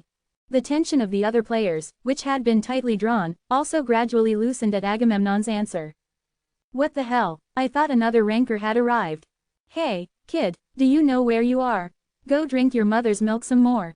Pooh ha ha ha het. The tension instantly turned into laughter.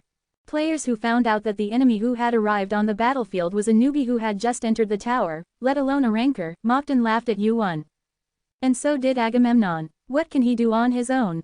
No matter how outstanding his performance in the tutorial was, he was still just a new player who had just finished the tutorial.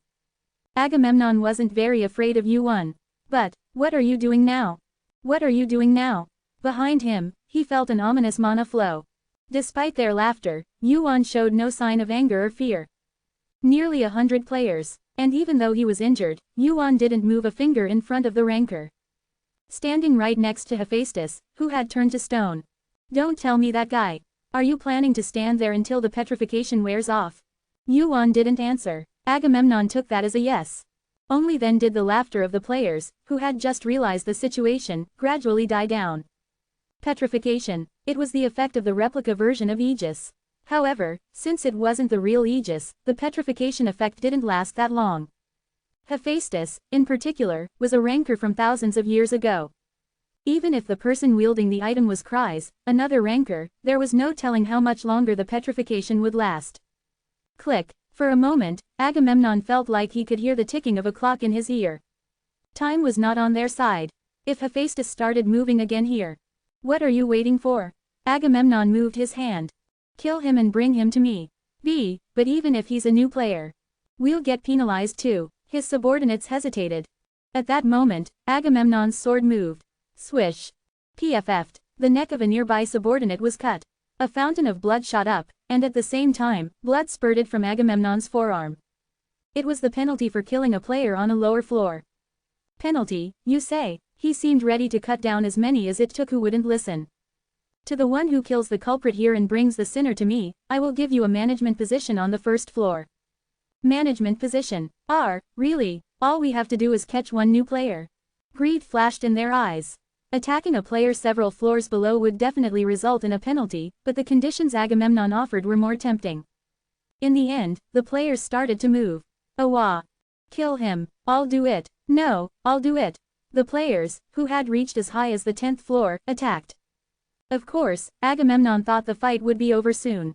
He didn't think a mere new player could do anything on a battlefield like this. However, after a while, Agamemnon realized that he had been wrong. Wung, mana blade, a mana blade that glowed red. Yuan's sword, which was wrapped in bright red fire attribute mana, devoured the players who rushed in. Whoosh, thud, were caught. Fall back. Yuan swung his sword once and wrapped the flame attribute mana around Hephaestus and himself. The bodies of two players who hadn't been able to dodge in time burned black and collapsed to the floor. What kind of skill is that? A new player already has attribute transformation for mana. Wrapping the blade in flame mana wasn't something that could be done simply by having a skill related to the attribute. To do that, one needed to master a flame-type skill, change the nature of the mana through that skill, and have such proficient mana control that they could wrap it around the sword and maintain its form.